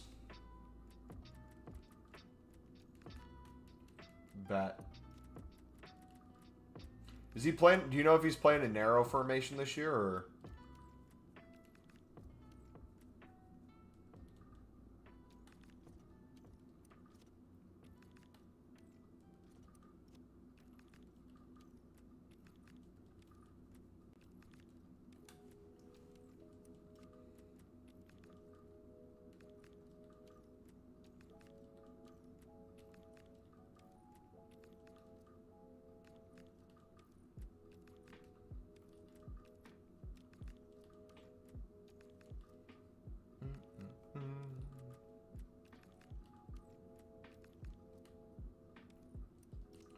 How many of these are we going to win?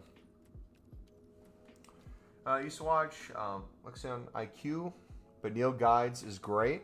He said 4-2-1-3 is the best, but it's so ratty. Hey, the rattier the better, right?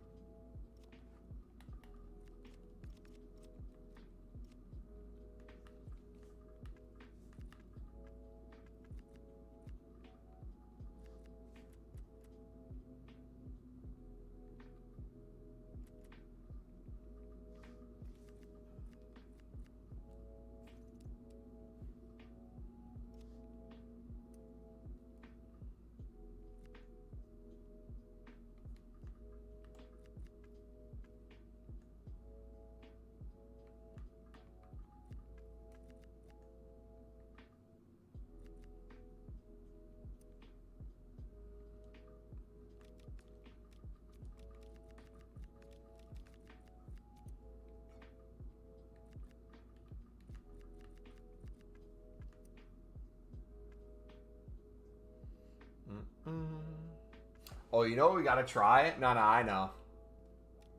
I know what we have to do. I know what's be done. I know what must be done.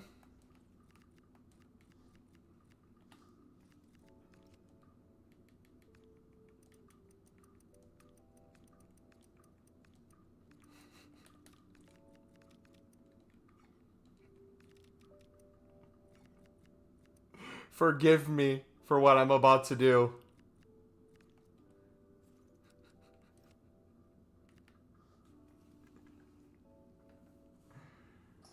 Oh.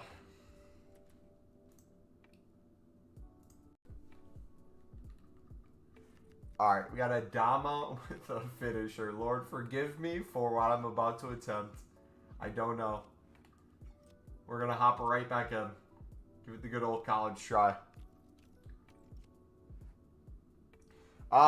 Play your next match using a Team of the Week player and earn an 81 plus rare players pack. Ooh, you know what? Let's do it.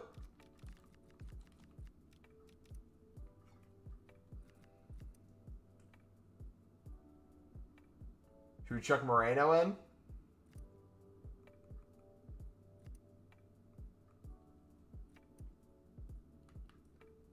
Just don't shoot with him and you're good? Nah, we're going to have to shoot with Adama. How else are we going to learn?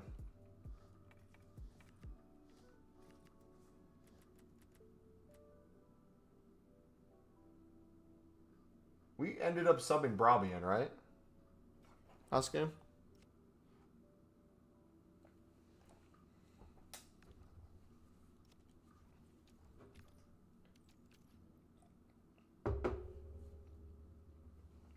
I heard that challenge is glitched and doesn't give the reward. Is Marmouche any good? I love Marmouche. Who'd you hear from that the things glitch? I've gotten every reward that I've done.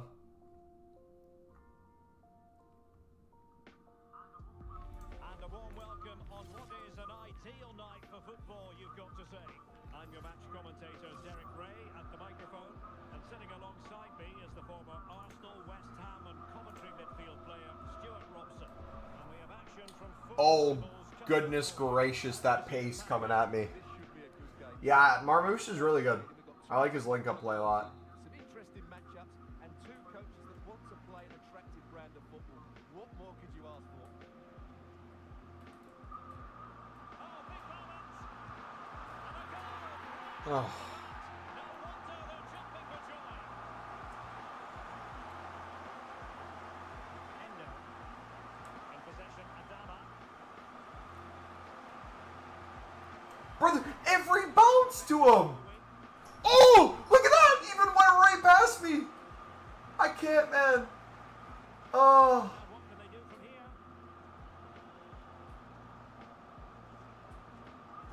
Again, went right past me! Slight stop here. Every ball's getting played like within a millimeter of my player. Over it comes. The marking was tight. The header off target in the end.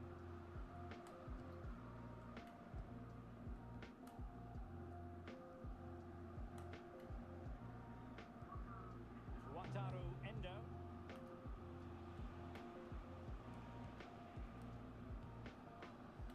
Close. Well, moving the ball forward. I feel like I played that half a second before. The danger averted for now.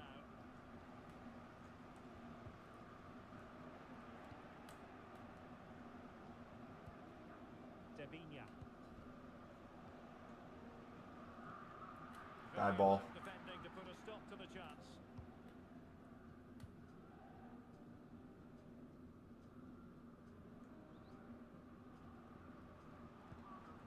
Eduardo Camavinga. A good idea. There we go. Alert defending.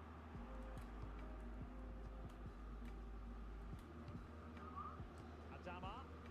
That was a bad pass by me. I forced that. I forced it right back. High pressing and good high pressing. An alert piece of defending. Moreno now.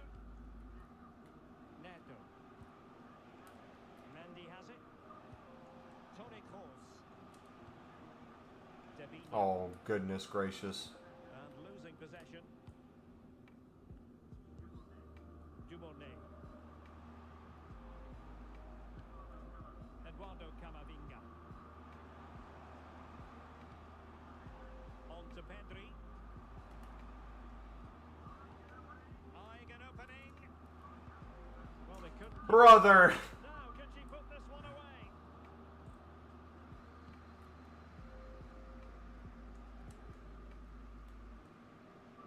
I played that first time to my center mid. And good anticipation. Well, both sides encountering difficulties keeping possession. Endo. In possession, Adama. Oh, managing to beat him. Course. Ground to make up, and perhaps this corner can assist them. And played short. Can he get them level? Oh, I can't believe that challenge. Great ball.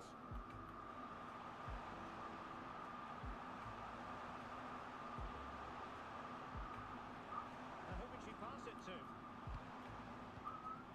Palmer. Oh, the post denied it. Got away completely. Up a disappointing dead end. Well, that would certainly have put them in a great position. But with only a one-goal lead, they're never going to be able to relax. Well, it should boost their confidence. But they can't Block. afford to drop their guard at the other end. Could be threatening.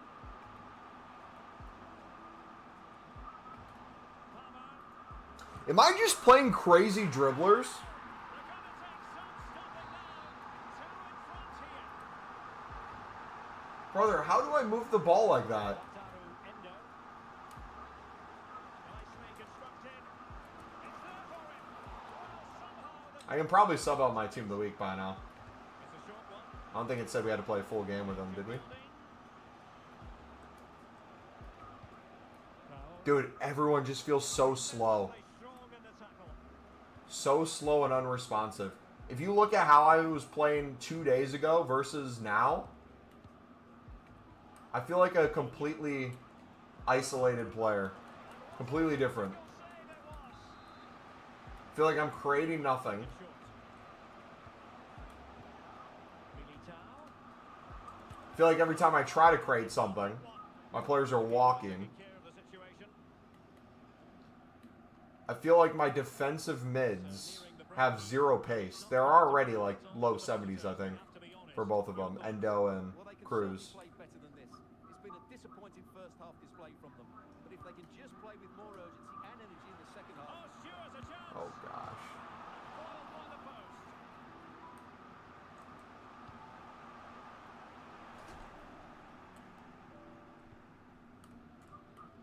well, so close to extending their lead there.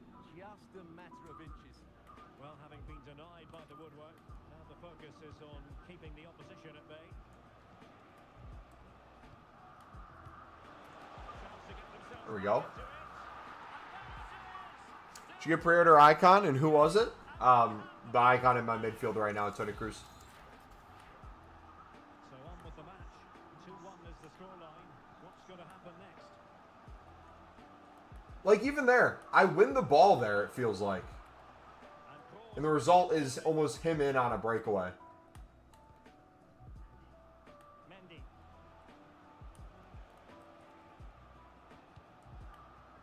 Now a decent position. Good enough. And the managers will now deliver. I feel like having elite midfielders is the most important. So, I feel like maybe something I could improve on and probably would help this team immensely. If I switch from the formation I have to something that's more narrow with cams and defensive mids rather than wingers, I feel like I don't create too much with my wing, and I'm getting exposed too much by being too far forward, and then me not being able to defend with my defenders and my defensive midfielders. I feel like getting something more central where I can still build up play, have links between each other. Like, a few days ago, this worked really well because there was enough space between the lines where I could pass really well, could expose the back line, but now I feel completely found out. So I wonder if that would be the most logical improvement.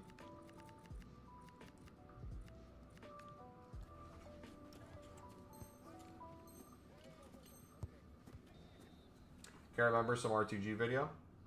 Well, we'll see after this game. If it gives us the reward, it'll work then.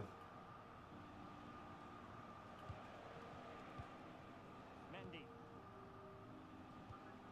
In possession, Adama. That was a bad pass. To supply. In my head, I'm aiming it away from him, but just poor. But like even there, I feel like I'm not playing it at the defender. Maybe it's aiming towards where he's gonna make the run. But even there, I played it out wide. I aimed that wide, and it plays it more centrally. Maybe I have to slow it down to really see where it's aiming. But I feel like it's going in a completely different place than where I want it. Well, the moving it around with real purpose here. Oh, could be. Crucial intervention just then amid impending danger. Course. On to Dolan. Dolan. Davinia. Adama.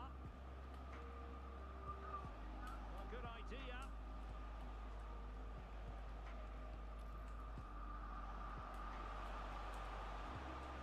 Davinia. Can she put it away? There we go. Davinia. Back in it, boys. So on with the game, and what a game! Can you believe this? Henry. Now look at this, they might be able to cash in here. I'm sure there's some like settings I can tweak too that will help defensively and And a very good challenge. formationally set up. Endo. On to Kroos. Mendy. Kroos. Ibrahima Konate. Well, we have 30 minutes to go. Adama. Tyrus Dolan.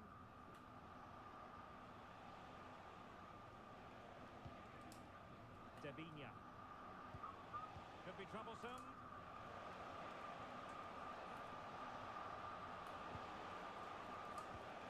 Trying to tee it up. Ah, almost turned him. Stunning piece of defending. Well, I think that's just stopped a certain goal there. Well, it's a good-looking position. Is there a goal in the future? And the shot. Oh, fearless. Troy, oh, probably. Fine piece of defending play to break it up. Troy, I thought it was going to be crashing back post. Camavinga. Now the counter-attack looks on. There we go. Really annoying for them. Couldn't take advantage. Horrible ball. What am I doing?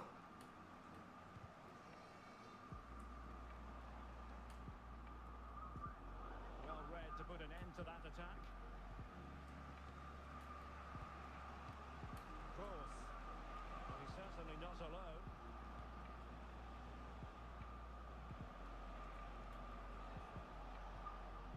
Toni Kroos.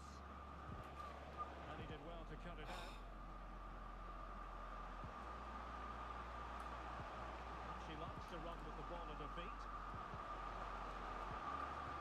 Opportunity to go ahead. Too much space. Stupid pass from Cruz. Stupid pass from me. Stupid pass on the kickoff. Taking it away.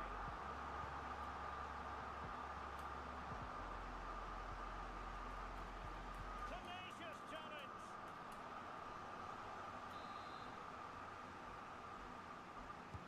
Corner kick delivery from Toni Kroos. Was an important piece of defending. Well, opting for the short corner. Oh, that's a clever ball. There we go. They just couldn't stay in front. And now this match is all square. All right, so we're able to be competitive,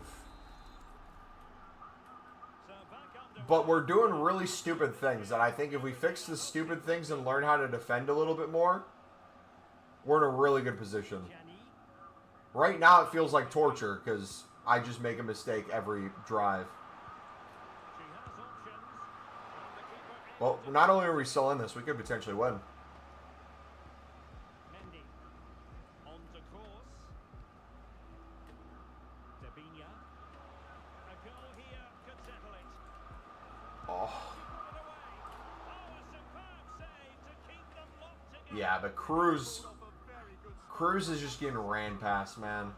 It's so sad. I want to continue playing with him. Same with Endo. My defense just parted like the Red Sea, too. Well, that's what you want from your keeper. Big saves at vital times. And well positioned to clear. Well, that's a good decision. It just buys her team a breather here. Araujo. Camavinga.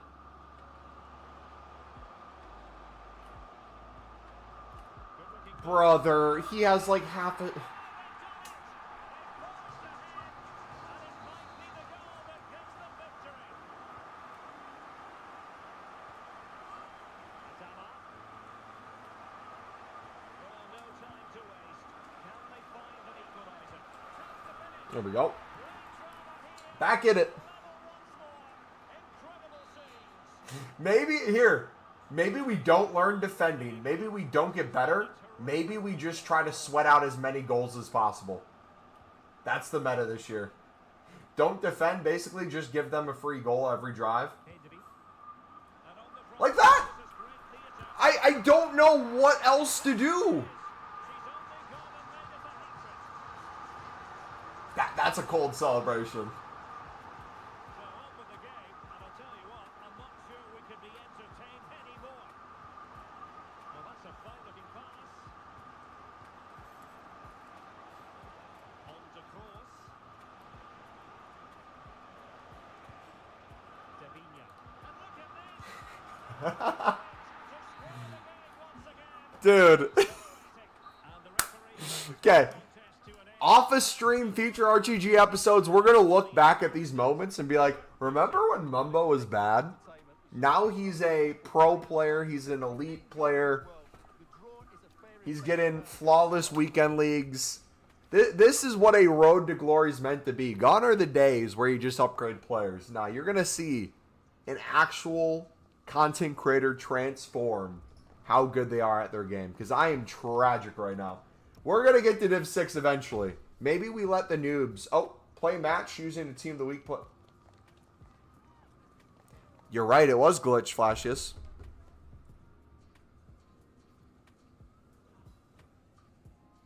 Interesting. But yeah, I think...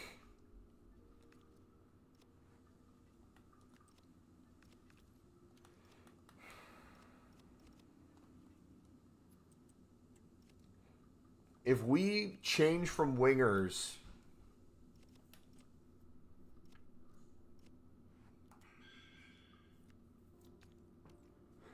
if we change from wingers into just midfielders and we get faster midfielders, I think that's the next step. All right, we're getting more bids, more flips. Brilliant. We have like 3.5 days playtime already.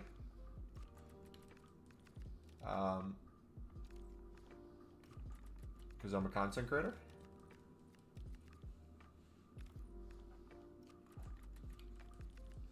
And the game stays on most of the time.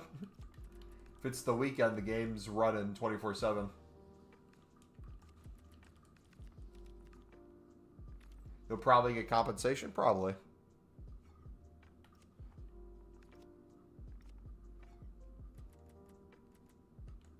All right, let's keep club stocking. Let's see right now, what are we on? Transfer profit-wise, what are we on? And then club value, what are we on? Transfer profit, we're another 36K up. Sweet. Club value, we're probably top 100 again.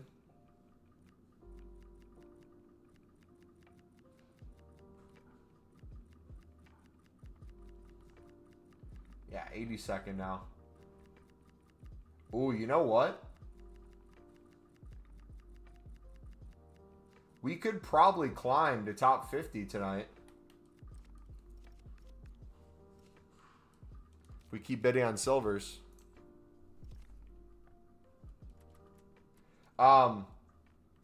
But just from you guys watching, I'm open to constructive criticism. Obviously, I'm going to watch more videos and learn too. But, like, was there any glaringly obvious mistakes I was making that match that resulted in, you think, goals that shouldn't have been scored? I think there's a lot of time I pulled my center backs out of kind of their central positions to try to win a tackle. I think there's a lot of times where my defensive midfielders getting beat just allowed him to kind of sit in that space, allowing my center backs to come up, and he could just kind of wait there.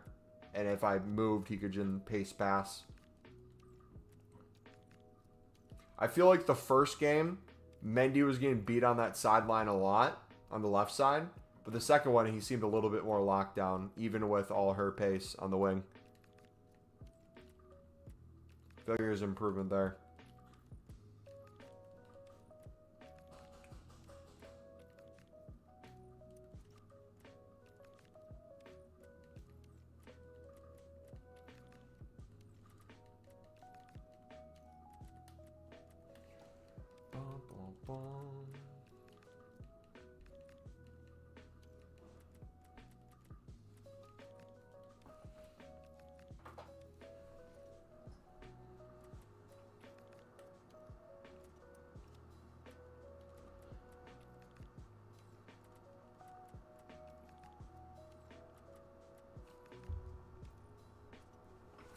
I need to charge my phone.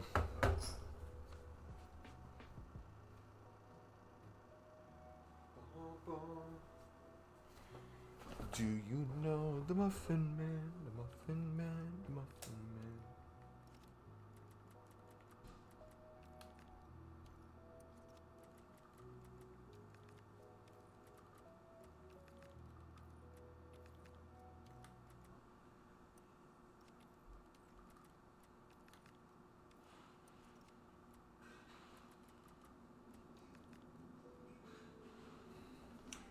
Surprised I haven't gotten bid banned yet.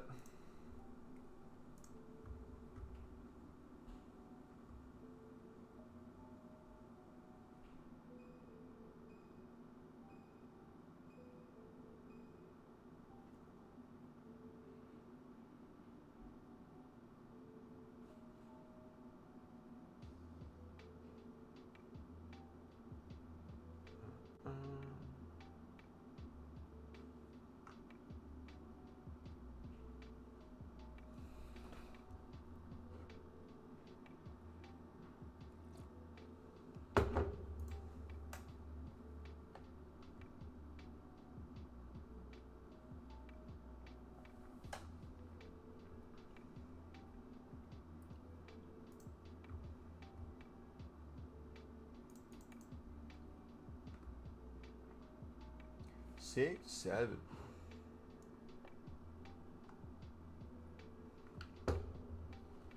But Mati is next level this year. Her passes are crazy. Do you know how much she goes for?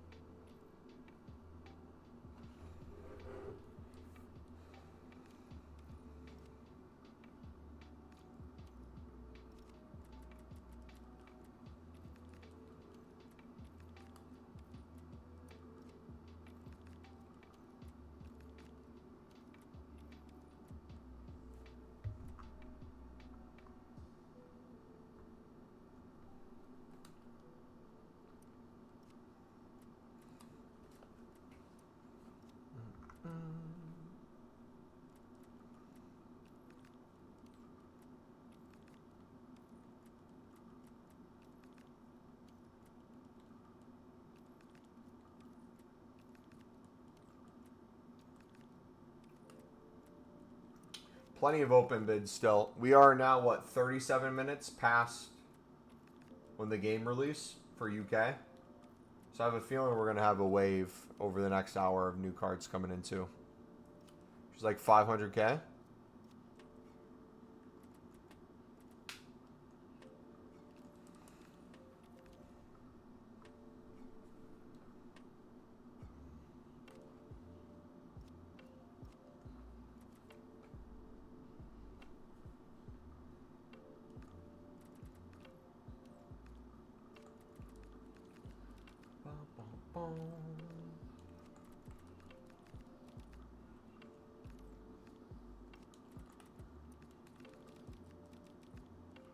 Huff.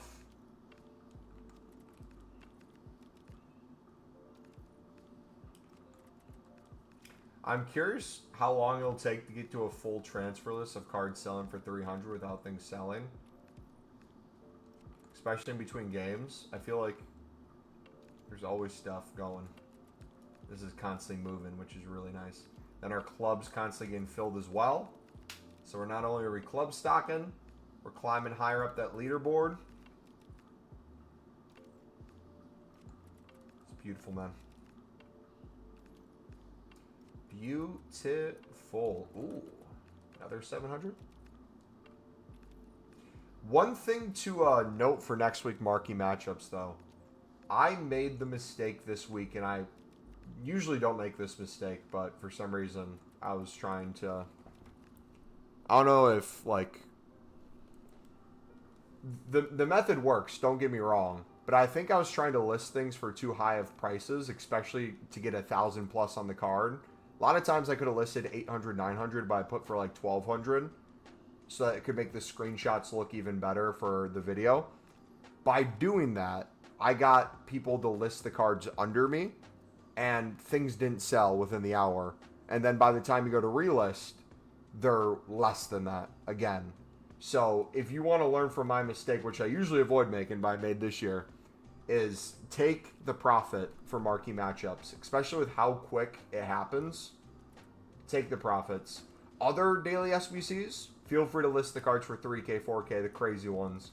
But for marquee matchups especially, I think having that full 100, constantly having cards selling, getting them listed, getting them sold, keeping things moving is the better way to go. Best of 50 game to meta silvers, I'm flipping them for over 150%. Nice. I wonder right now, if I stop this for a second, I just sat on...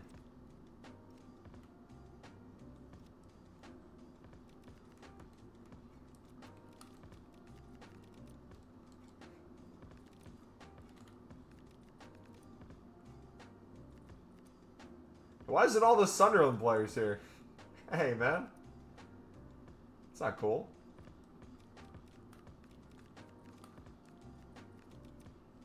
Hey. Why are the Sunderland ones the cheapest?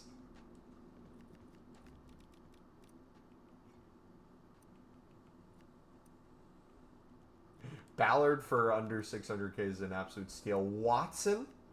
The Tommy Watson? Is that cheap?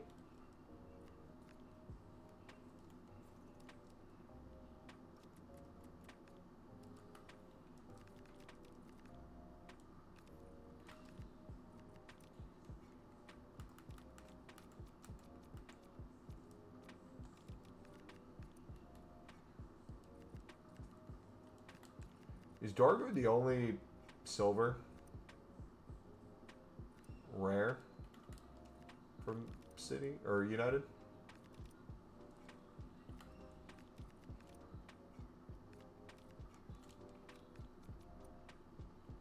All these down there. 17, 12,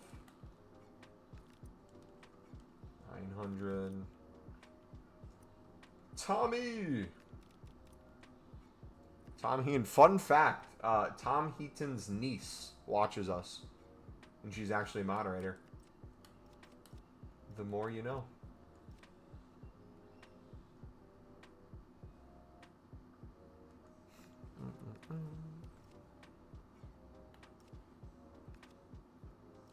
Look at that. Huff sold for 600. So I'm going to go to my club. Not only am I going to go to Huff, I'm going to go to the whole NWSL.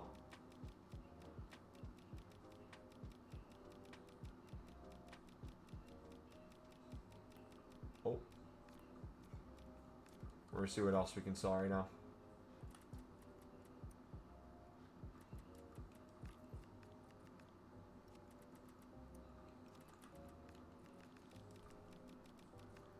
I wanna die, not literally.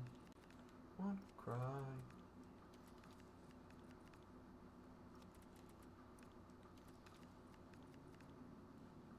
Ooh.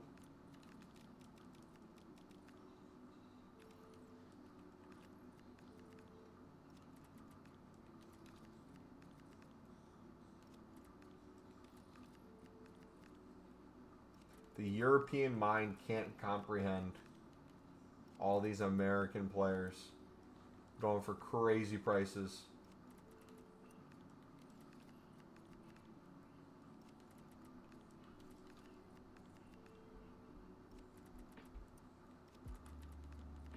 I don't want to list too many.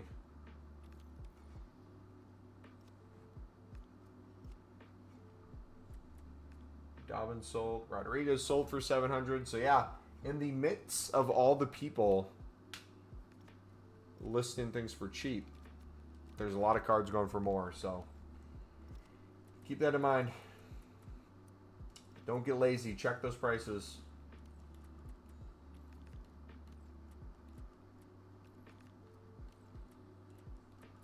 Does anybody know if you quit a game, what the penalty is and how often you can do that? Like if I wanted to do online draft and like win a game and then quit. Or if I did offline draft and wanted to quit first round nonstop. It'd stop me eventually, right?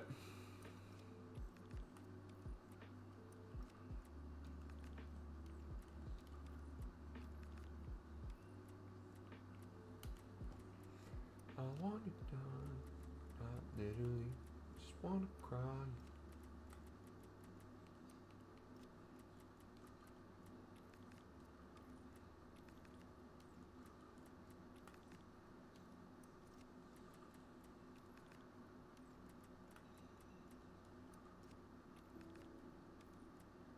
Could probably go in on silver rares too, honestly.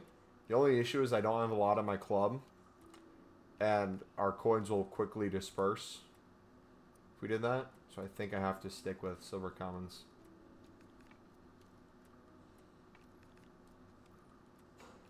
Wonder how long it'll take before our coin total gets to 100k plus again while doing this.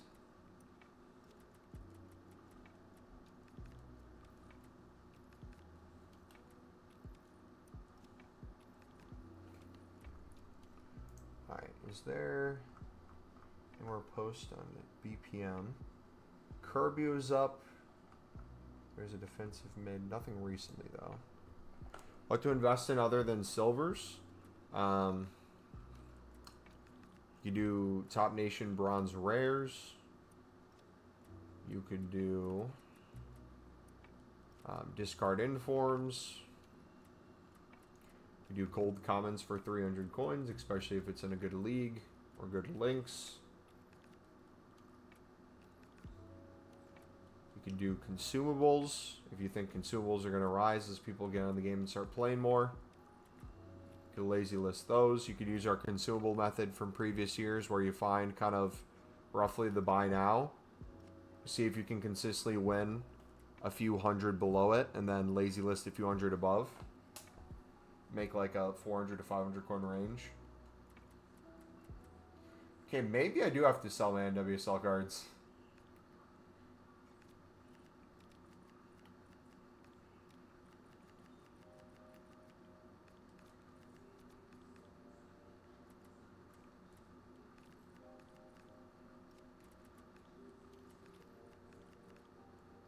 I just can't bottle it up.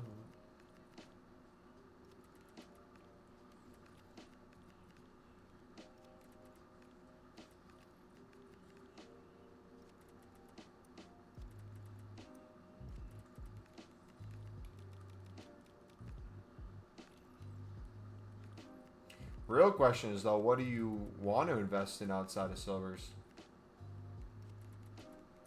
Why do you want to leave us, man? What did silvers ever do to you besides make you a ton of coins, man?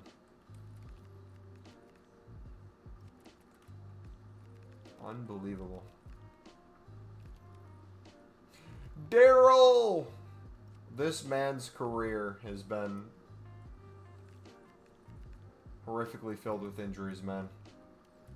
The what if for Daryl DK.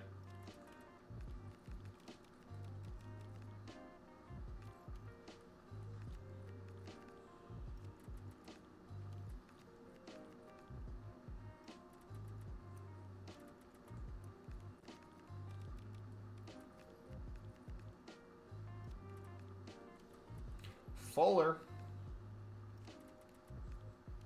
Jeans got to be worth something. Yeah.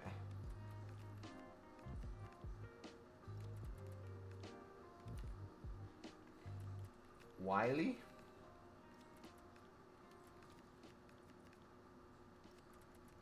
How are the, we were talking about Prem players, like Prem meta players. I'm curious if anyone's looking at championship players. EFL championship.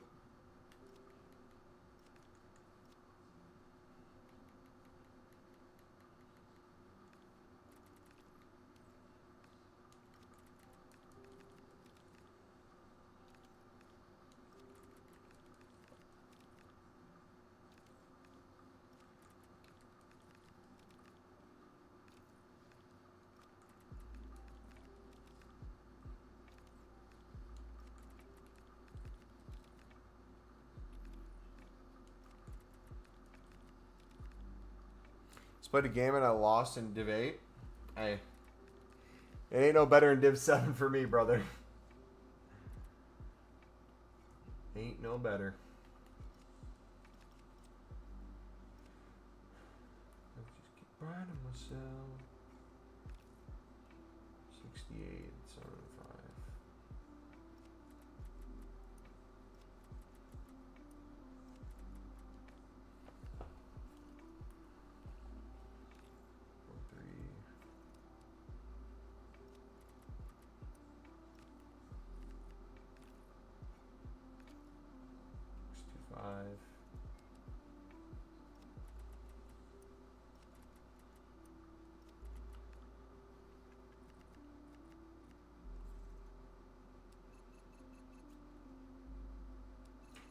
Just keep bottling it up.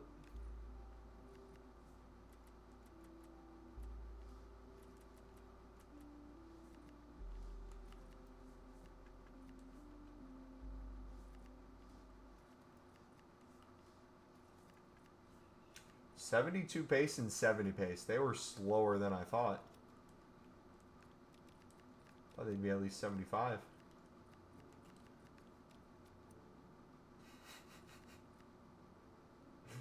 Seems to be a pace problem in the Prem.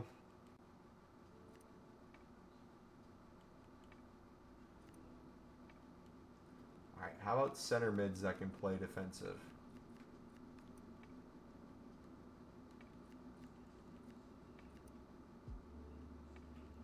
Jeez.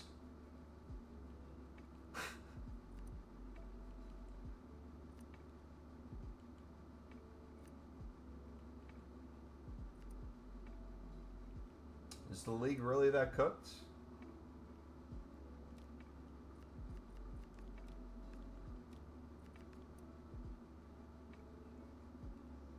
See, Zakari even has 80 pace.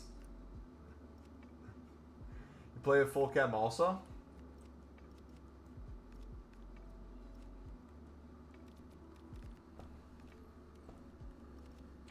Alright, let's keep winning beds. The goal will be to see if we can get top 50 in the world tonight.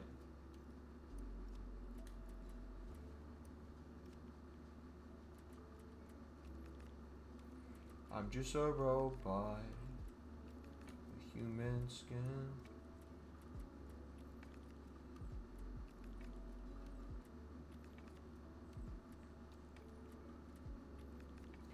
Just a breakdown. Lose it all. Why am I so static? Oh, if I could win German cards, those would be good flips.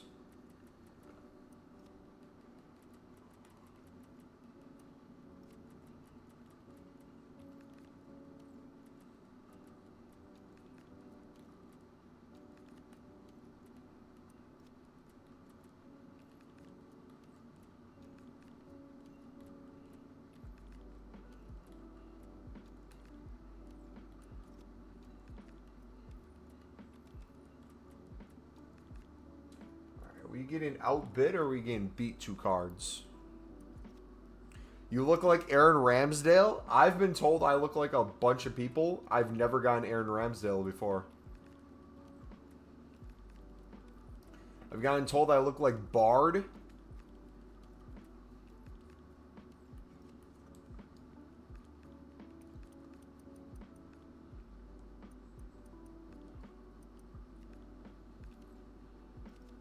I've been told I look like a guy who's not in the game anymore. Otherwise, I'd show you. Who else? I'm sure there's a long list of names over the years.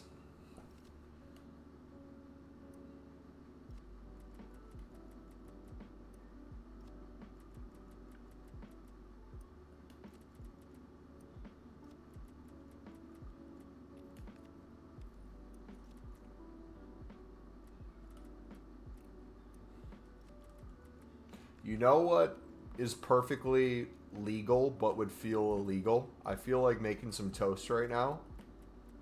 I was debating going to the kitchen and plugging in the toaster and making toast and then going back out to get it. It would feel so weird to bring the toaster in here, plug it into my gaming setup, and make toast at my gaming setup while on stream. Doesn't feel right, but I kind of want to try. That's so illegal. You guys are going to punish me if the law won't. Should I make another English breakfast? I remember one time I made beans on toast on stream. I mean, it was delightful. Absolutely delightful.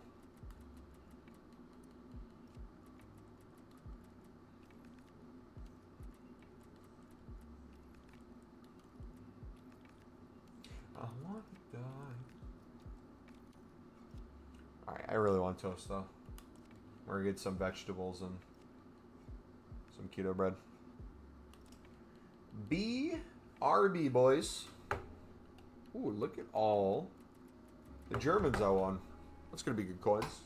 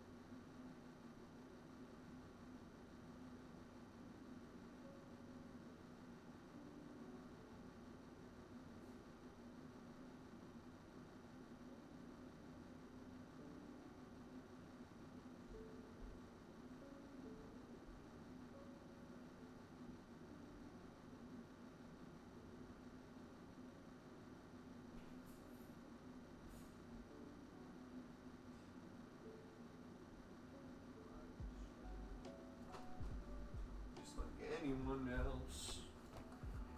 Alright. Yo, Wobble, you on, buddy? You got the game?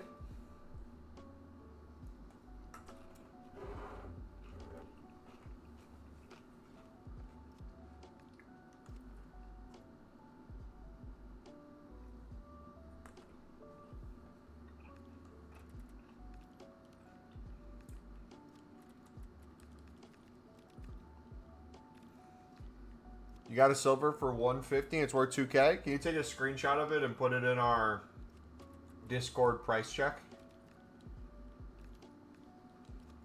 Or just let us know the name or what, like, position, rating, or stuff like that.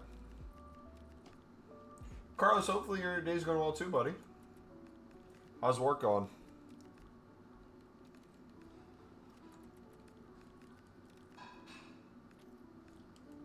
Alright, I'm going to go in and out between pieces of bread.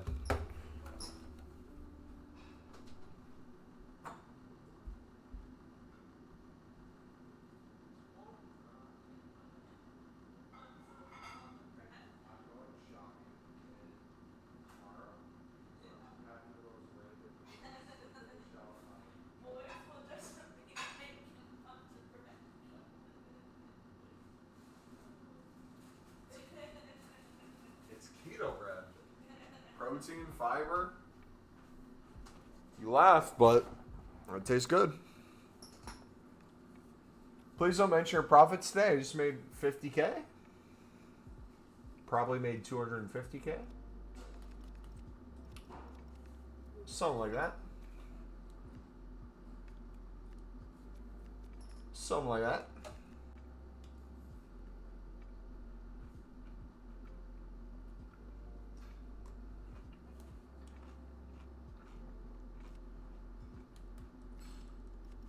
Toaster reveal. If we get one more member this stream, if we get one more YouTube member, I'll do a toaster reveal. She's shy, so I don't want to kind of like show her off, but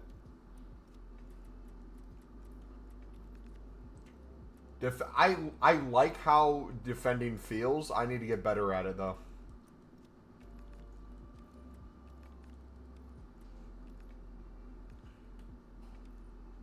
Played first match, won 3-0.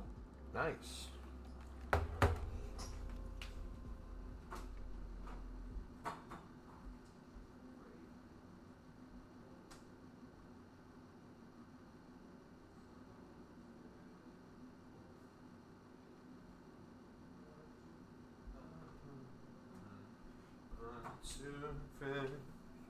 To the end. Shooting seems good as well. Yeah. Kickoff glitch needs to be fixed though, man. It's always in the game, but this year it's like I don't even get excited scoring anymore because I just assume he's going to score right after. Ended up packing a huge striker, being Marcus Thuram. How much did you go for? How are your rival profits? Mine are trash. I got 6 points away of the 30 yesterday. Could not bother. I opened them at the start of stream. I think I packed a TK tradable again. But that was from Marquee matchups, not Div Rivals rewards. But I opened them all together. I wouldn't expect really anything from squad battles, Div Rivals, Foot Champs. In terms of like really good packs. Sadly. Sadly, but not sadly.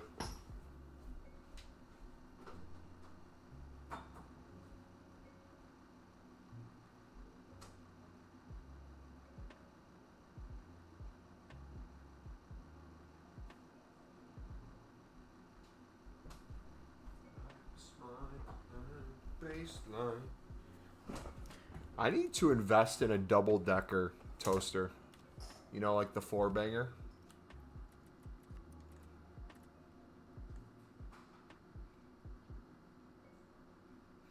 It was only like 10K, I'm pretty sure. We're still gas, though.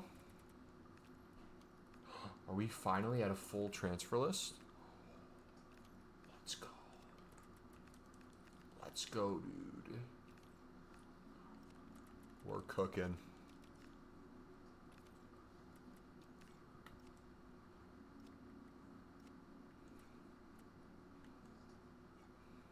Why am I so static?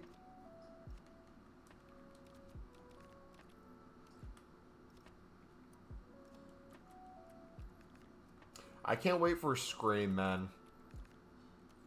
These promos in the meantime are going to be alright, but I just can't wait for Scream. All the stadium items, badges, kits, cosmetics, card designs, evos. I want like everything, man. I quite literally might, anything like under 100K, I might buy every single Scream card and put them in my team.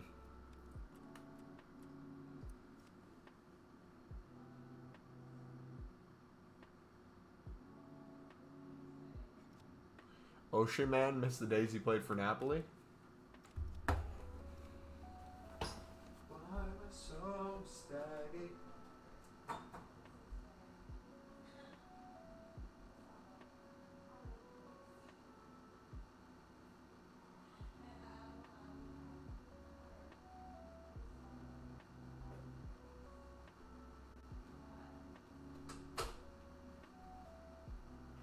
Ladies and gentlemen, 8 pieces of keto bread turned into keto toast. And a full tub of vegetables containing tomatoes, onions, peppers. We are going to proceed to make the best tasting bread in the world. Or sandwich in the world, I should say. We're going to fold the keto bread. We're going to place some tomatoes. Oh, I should get a thing of salt and pepper. Put it on top.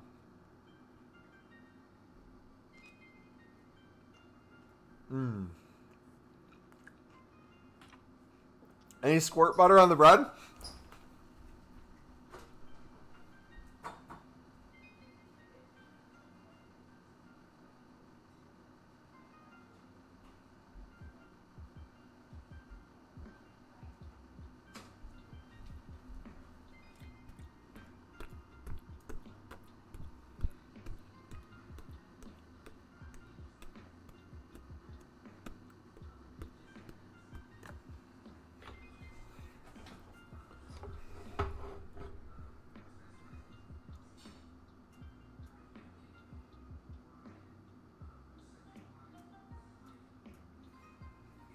You hear that?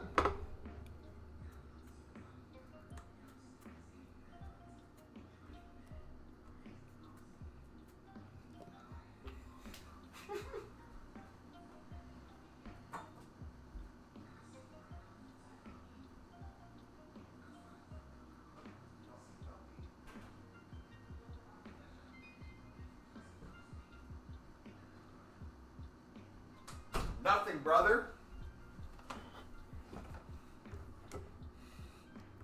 Sorry, bro. Keto and tasty are mutually exclusive. Dude, I don't know what keto bread you're having. Keto bread's insanely good. I used to every single day for a year. Back when, during COVID, I lived with my parents. Back when we had the OG streams, you know? Back in the, you guys remember the SBC Solution videos? My breakfast was 10 pieces of keto toast or keto bread dipped in egg whites, cooked on a pan with cinnamon and sweetener packets and sugar-free syrup. How I've missed the squirt butter. It really enhances the stream, in my opinion. It brings it all together. I should do a challenge stream where every game I have to eat a piece of keto bread with squirt butter on it after I concede a goal. But the rule is I have to start eating it after the goal is conceded, and I can't touch my controller until the piece of toast is gone. So if they do a quick restart and I don't have the piece of toast finished by the time they get the ball back, and then the more I do it, the slower it would get eating for most people. For me, it doesn't impact me in the slightest, but Greg Doucette inspo? Dude, I miss Greg so much. I used to watch him all the time back in the day. He does it with blueberries in it. I never did the blueberries in there. He was obsessed with blueberries. I was more of a... I would do sugar-free Jell-O mix or pudding mix. I'd like whip that into like a chocolate dip. I'd cover it on the French toast. It was wonderful.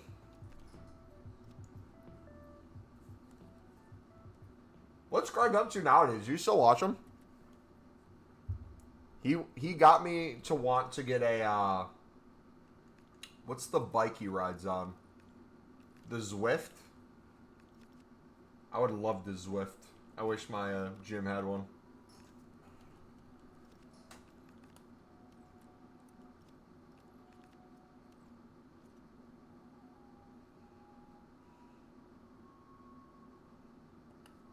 The same with Propod. I'm trying to think the best, like, high protein recipe I've ever gotten from a fitness influencer. His French toast was really good. That's up there. Oh, dude, he made these chocolate desserts that he would freeze. I tried it one time and it was insane. It was like cocoa powder, protein powder.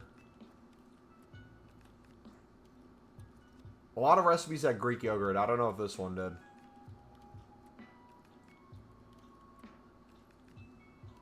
Not the protein bar. It was the one where he put into like mini ice cube things. And then he'd pop them out. It was like little pieces of chocolate. There was a score. I saw someone make a score bar where they took Greek yogurt, froze it on a long like bar shaped, and then put like chocolate and drizzle and stuff on top of it, mixed with like Rice Krispie broken up onto it. That looked insane. I've had that before. That was good. I've made a protein cheesecake sort of thing. That was really good. Ton of like chicken tender recipes where you can get like Kodiak buttermilk pancake batter. You dip it in your chicken. Yeah, from TikTok, tried it myself. You have the Ninja Creamy? Dude, that's the one thing I never bought. I do Greek yogurt bowls instead. So I take Greek yogurt. Either I do just plain Greek yogurt where it's higher protein, or I do for a little less few grams of protein but same calories, I'll do vanilla Greek yogurt from Walmart. I'll use either half a tub or a full tub. Mix it in with either the chocolate pudding mix or Fiber One bars. And then I'll put like little pieces of graham cracker and stuff in it. Super good. Load it up with fruit. Oof. Any keto meal ideas? Been eating chicken and salad for a year now. Getting tired of it. There's a ton of... Wait, are you doing... When you say keto,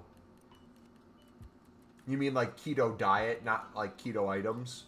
Because like I have a lot of meals where I have extremely high fiber because I like eating a high fiber diet, but I have a lot of carbs. I wouldn't know any meal recommendations for an actual keto person though.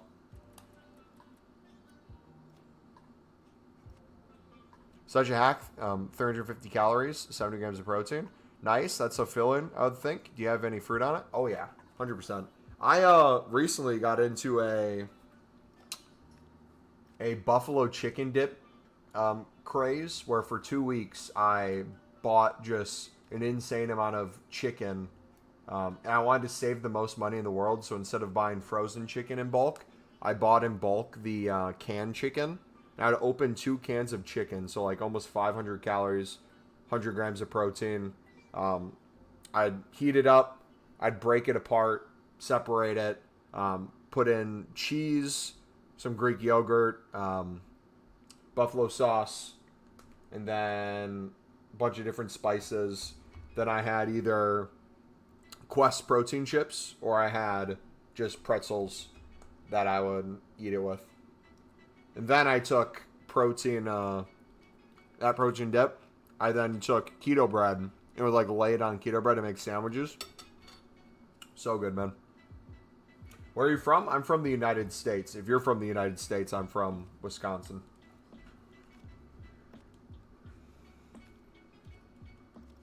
Dude, my goal is to one day have a big enough community that's US based that we surpass the UK.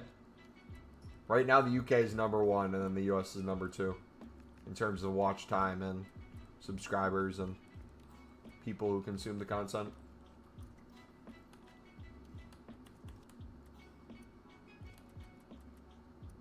Sounds delicious. It was really good. My thing is I either shop once every 2 weeks or I go once a week. So if I go once a week, I'll try new items. And then if I find a combo that I like, I'll do that for 2 weeks. I had earlier this summer, you said you get inspo from TikTok, right?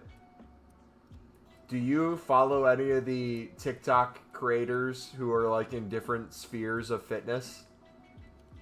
Like do you know about the cardioverse?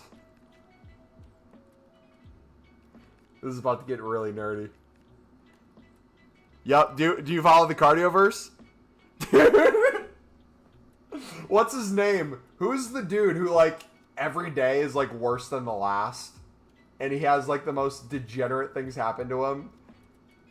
Bro, I remember watching him last summer and he would eat like 20k calories, bet $200 on NFL games, and walk like 25,000 steps, and then get like 10 pints of Nick's ice cream.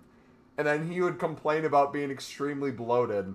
Then he'd go punish himself with like 10 hours of cardio the next day while drinking diet soda. And then the next day it'd be all gone. And he's like, I'm not bloated anymore. Oh, I love those guys. And then he had a buddy. I can't remember his buddy's name. But they beefed with each other because they both were doing the most degenerate stuff. But one of them got a little bit more degenerate than the last one. So they started fighting each other. And they'd make videos roasting each other until their fan bases like came against each other. And then they went completely different waves. Went on like super big potassium kicks. Where they would literally just try...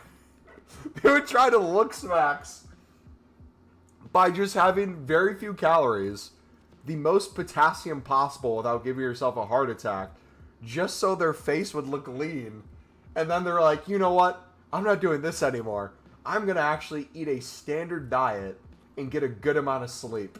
And lo and behold, the second they did that, they were actually happy. What does that show you? Dude, it was crazy. I'm so glad that's no longer as big of a thing as it was.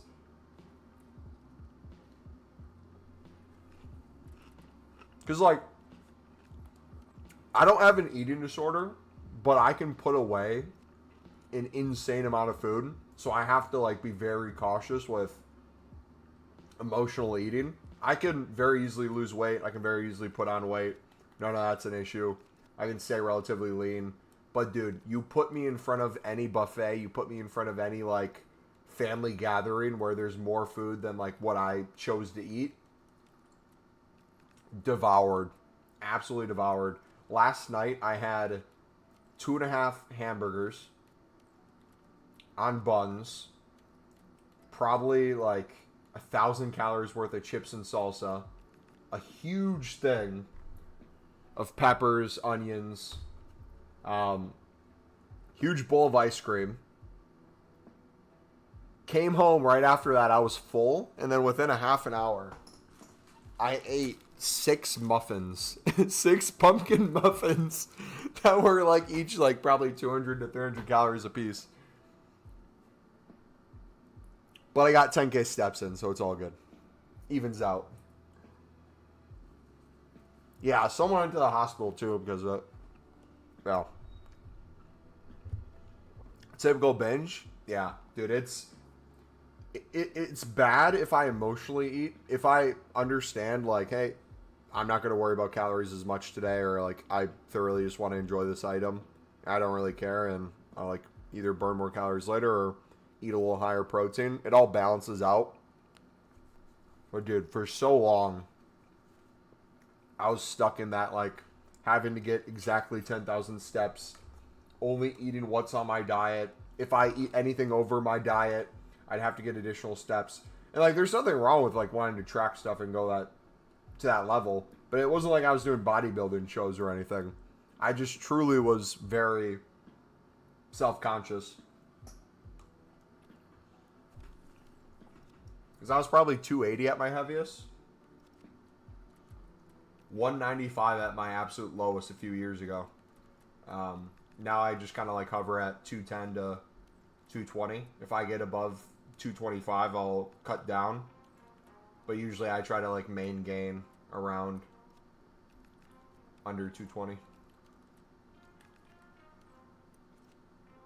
Try to even out bad eating with workouts. It does not work. Dude, I tried one day to see... I saw a video on it. I'm like, I bet I could do this. It was try to eat 10,000 calories and then burn like 10,000 calories in a weekend. I did, what was it? During COVID, you want to hear the most degenerate meal I had during COVID? I'm going to show you too. Let me see if I can pull it up.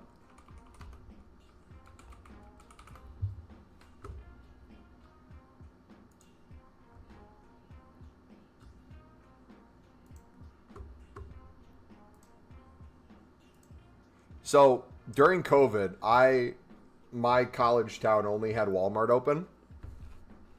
So I had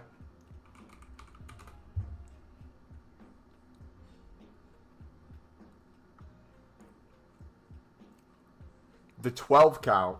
So this was a day. This was a day, okay?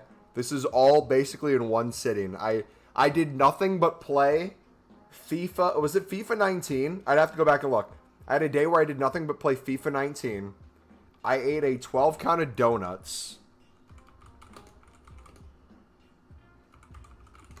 I had not like a box of cereal. I had a full bag. Where is it? I had a full bag of Fruity Loops.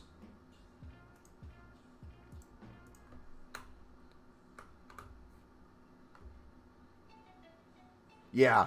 Like one of these big bag things. I ate the whole bag. You know popcorn bowls? This is a bowl that I eat popcorn in. I like fill it to the brim because I love popcorn. I filled this to the brim with cereal and would pour in milk. It was skim milk, so had protein in it. Ate the whole thing. Then after that, didn't have enough of that. I went to the candy. My candy of choice was 2. I had chocolate, so I had a huge thing of Reese's peanut butter cups. But I had, where was it? The Sour Patch Kids, not the original. It was the watermelon.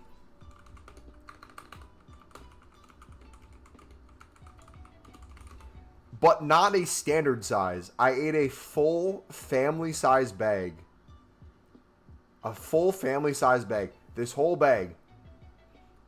All in one sitting. And I didn't stop there. I kept going. I had some protein. I forget what it was. I think it was a bunch of like fried chicken or something. I went absolutely wild. I had a Taco Bell order when Taco Bell finally opened up. It was like a $20 Taco Bell order. It was horrific, man. Part of it was like I truly wanted to see how much I could eat. Another part of it, I was like bored and there was nothing to do. But like the third part of it, I was just like depressed during COVID. And I was like, okay, I'm going to work this off eventually. But for now, I just want to eat my feelings. Boy, did I eat my feelings.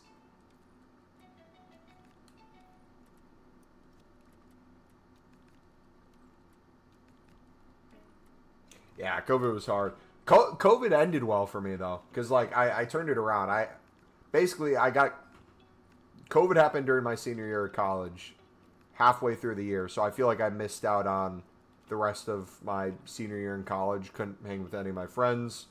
Couldn't be any part of my clubs. Couldn't do anything on campus. I lived off campus in an apartment with one of my best friends.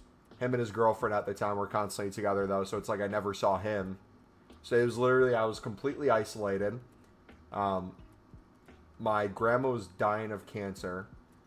I had no connection to the outside world. I wasn't streaming at the time, so I used to be a Call of Duty content creator, and then I switched to FIFA back in 2019. I'm like, you know what? We're just going to do this. If people don't follow along or the channel just completely dies out, it is what it is. But I got my first like 5K from Call of Duty, mainly Black Ops 3 and Zombies. I was top 200 in the world on Revelation, and I'm colorblind, so if you guys have ever played Revelation, when you get the Wonder Weapon, you have to shoot it at the sky at certain places, but I physically couldn't see like the stars in the sky that I had to shoot at. So I had to on stream, like, put my camera up, record it, share my screen of the recording, pause it so that the stream could point out where it was. I would then have to have them circle it. I'd have to like put it next to my screen and shoot exactly where they're showing it. It was so hard. But I would do that for endless hours. My PlayStation would heat up the whole dorm my freshman year when I did that. I played for like 12 plus hours. One day at my worst, I had 6,000 steps. 23, got up the rooftop and started walking back and forth to get the 10,000. Yep, I've done that before. My favorite is I always have a mini football that I just kick around. So like when I'm in my kitchen, I'll just walk around and either juggle that or dribble it. Get some extra steps in.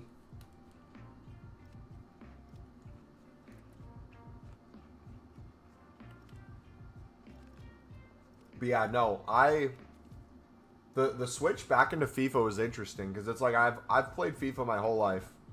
I always played FIFA. But I streamed Call of Duty. I made videos on Call of Duty. But the hard part with making videos on Call of Duty was there wasn't really much content to make outside of streaming. Like I didn't really have any like videos that would be super helpful unless it was like a commentary video on my life or like stream highlights or something. So when it came to creating content, it's like, oh, I don't know what to do. And then for FIFA, it was like, oh, I like making coins. I've literally been trading with silver players on basically every single FIFA and EAFC since I was in middle school. I would used to flip silver Prem players back in the day. I like the FIFA 15s, 14s, 13s. I have a video from one of my old channels where before I even in Call of Duty, I did commentary on FIFA where literally it was like probably over 10 years ago now. I was like, what is up, ladies and gentlemen?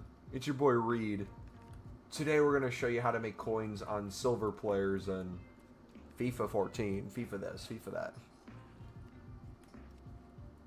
But what do you know? Look where we are.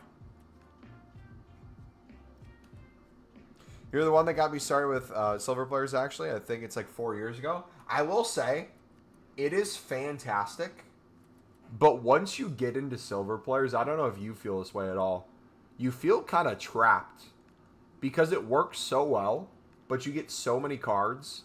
And it takes so long to sell things. From the perspective of just like listing the cards. Especially Black Friday. Black Friday is one of my favorite holidays. I get to go to my aunt's house. We have movies we watch. We help her set up her Christmas decorations. We have this amazing meal. Basically all the leftover Thanksgiving food from the day before.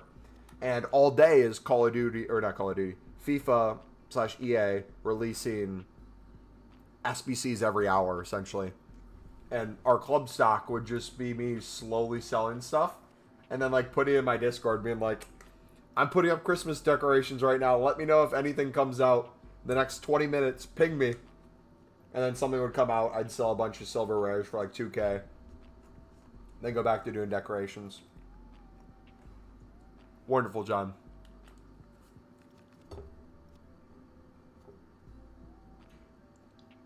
They have been making Black Friday less and less relevant, though. It feels like over the years.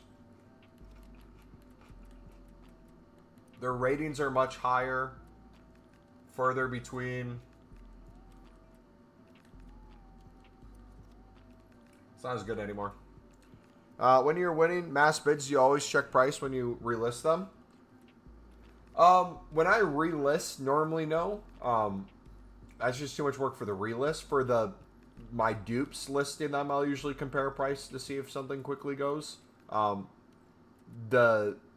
will sometimes happen is if I've been off the game for a minute and I relist and something instantly sells and I know it was a dupe that was on there, I'll quickly check my club to see how much it went for. So if like I had one that I relisted for 300 that didn't sell originally, but it instantly sold for 300, and the newer one in my club is like 800, I'll go sell that one too.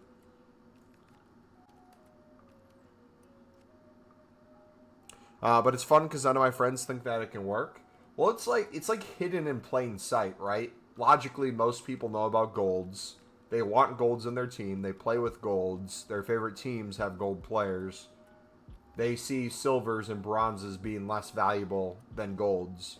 They don't understand where the value comes from, and like rightfully so. Especially now, if they see a bunch of cards that are worth 150 that you're winning on bid, they're like, "Oh, these cards are worth 150. Surely that doesn't mean anything." And then you show them you selling all your silvers for like 2K, 5K, 7K, extinct at 10K, double your coins, triple your coins. They're like, wait, what? And then trying to understand to them how people buy cards who are new to the game or who are lazy, it makes no sense. It's like, yeah, there's this child who's going to come on the game, not know how to get this done, so he's going to go to Footbin. He's going to look, and he's going to buy a Uruguayan right mid who's 69 rated from the Chinese 15th National League Division, and it's going to sell for 5K because a dude in his Discord posted it and showed that it was the cheapest, but he sold it for 4K. Then the card basically went extinct. People tried to outlist each other, and it got down to 4 to 5K. And that's what he sold it for. And then you got to explain to them why a random Nigerian striker who's 65 rated is more valuable sometimes than a center back from an Argentinian league who's Argentina nationality, 70 plus rated.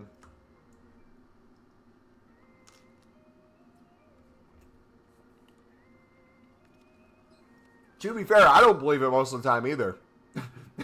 Every time I get a crazy sale on a silver, I just think to myself, I'm like, the poor dude. You could have used like 50 million other players. What made you choose what you chose?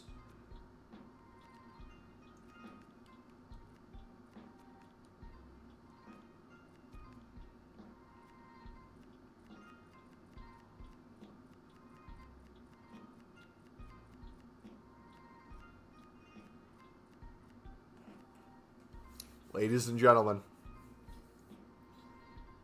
I am proud to say we are 69th in the world.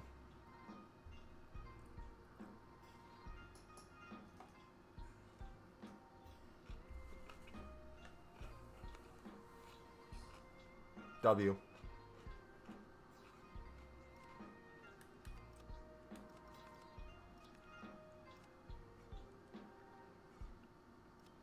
When I played FIFA 12, I searched players for X amount and bought first good player I saw. So kids are dumb. Yeah, I used to do the dumbest stuff back in the day. I used to, no joke, when I'd get the 10K coins, I'd have like a standard gold prem team that's like your starter squad. And then there'd be like a South Korean 80 rated center back that goes for discard team of the week. And I would buy it and put it in my team and then flex that I had a special card already. Like, what was I flexing? What did I think I was doing?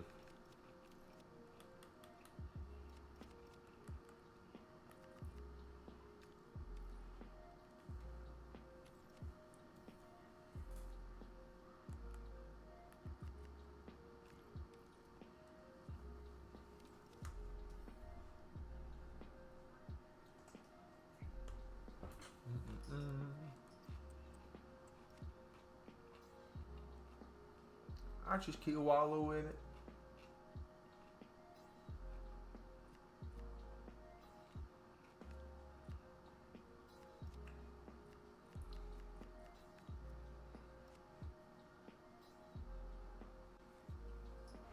Why am I so ecstatic?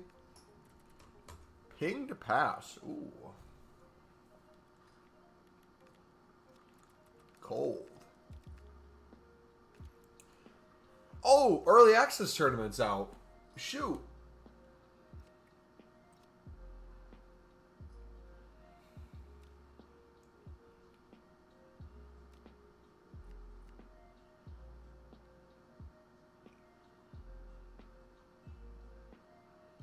The finale. I could do that possibly. What did your text say?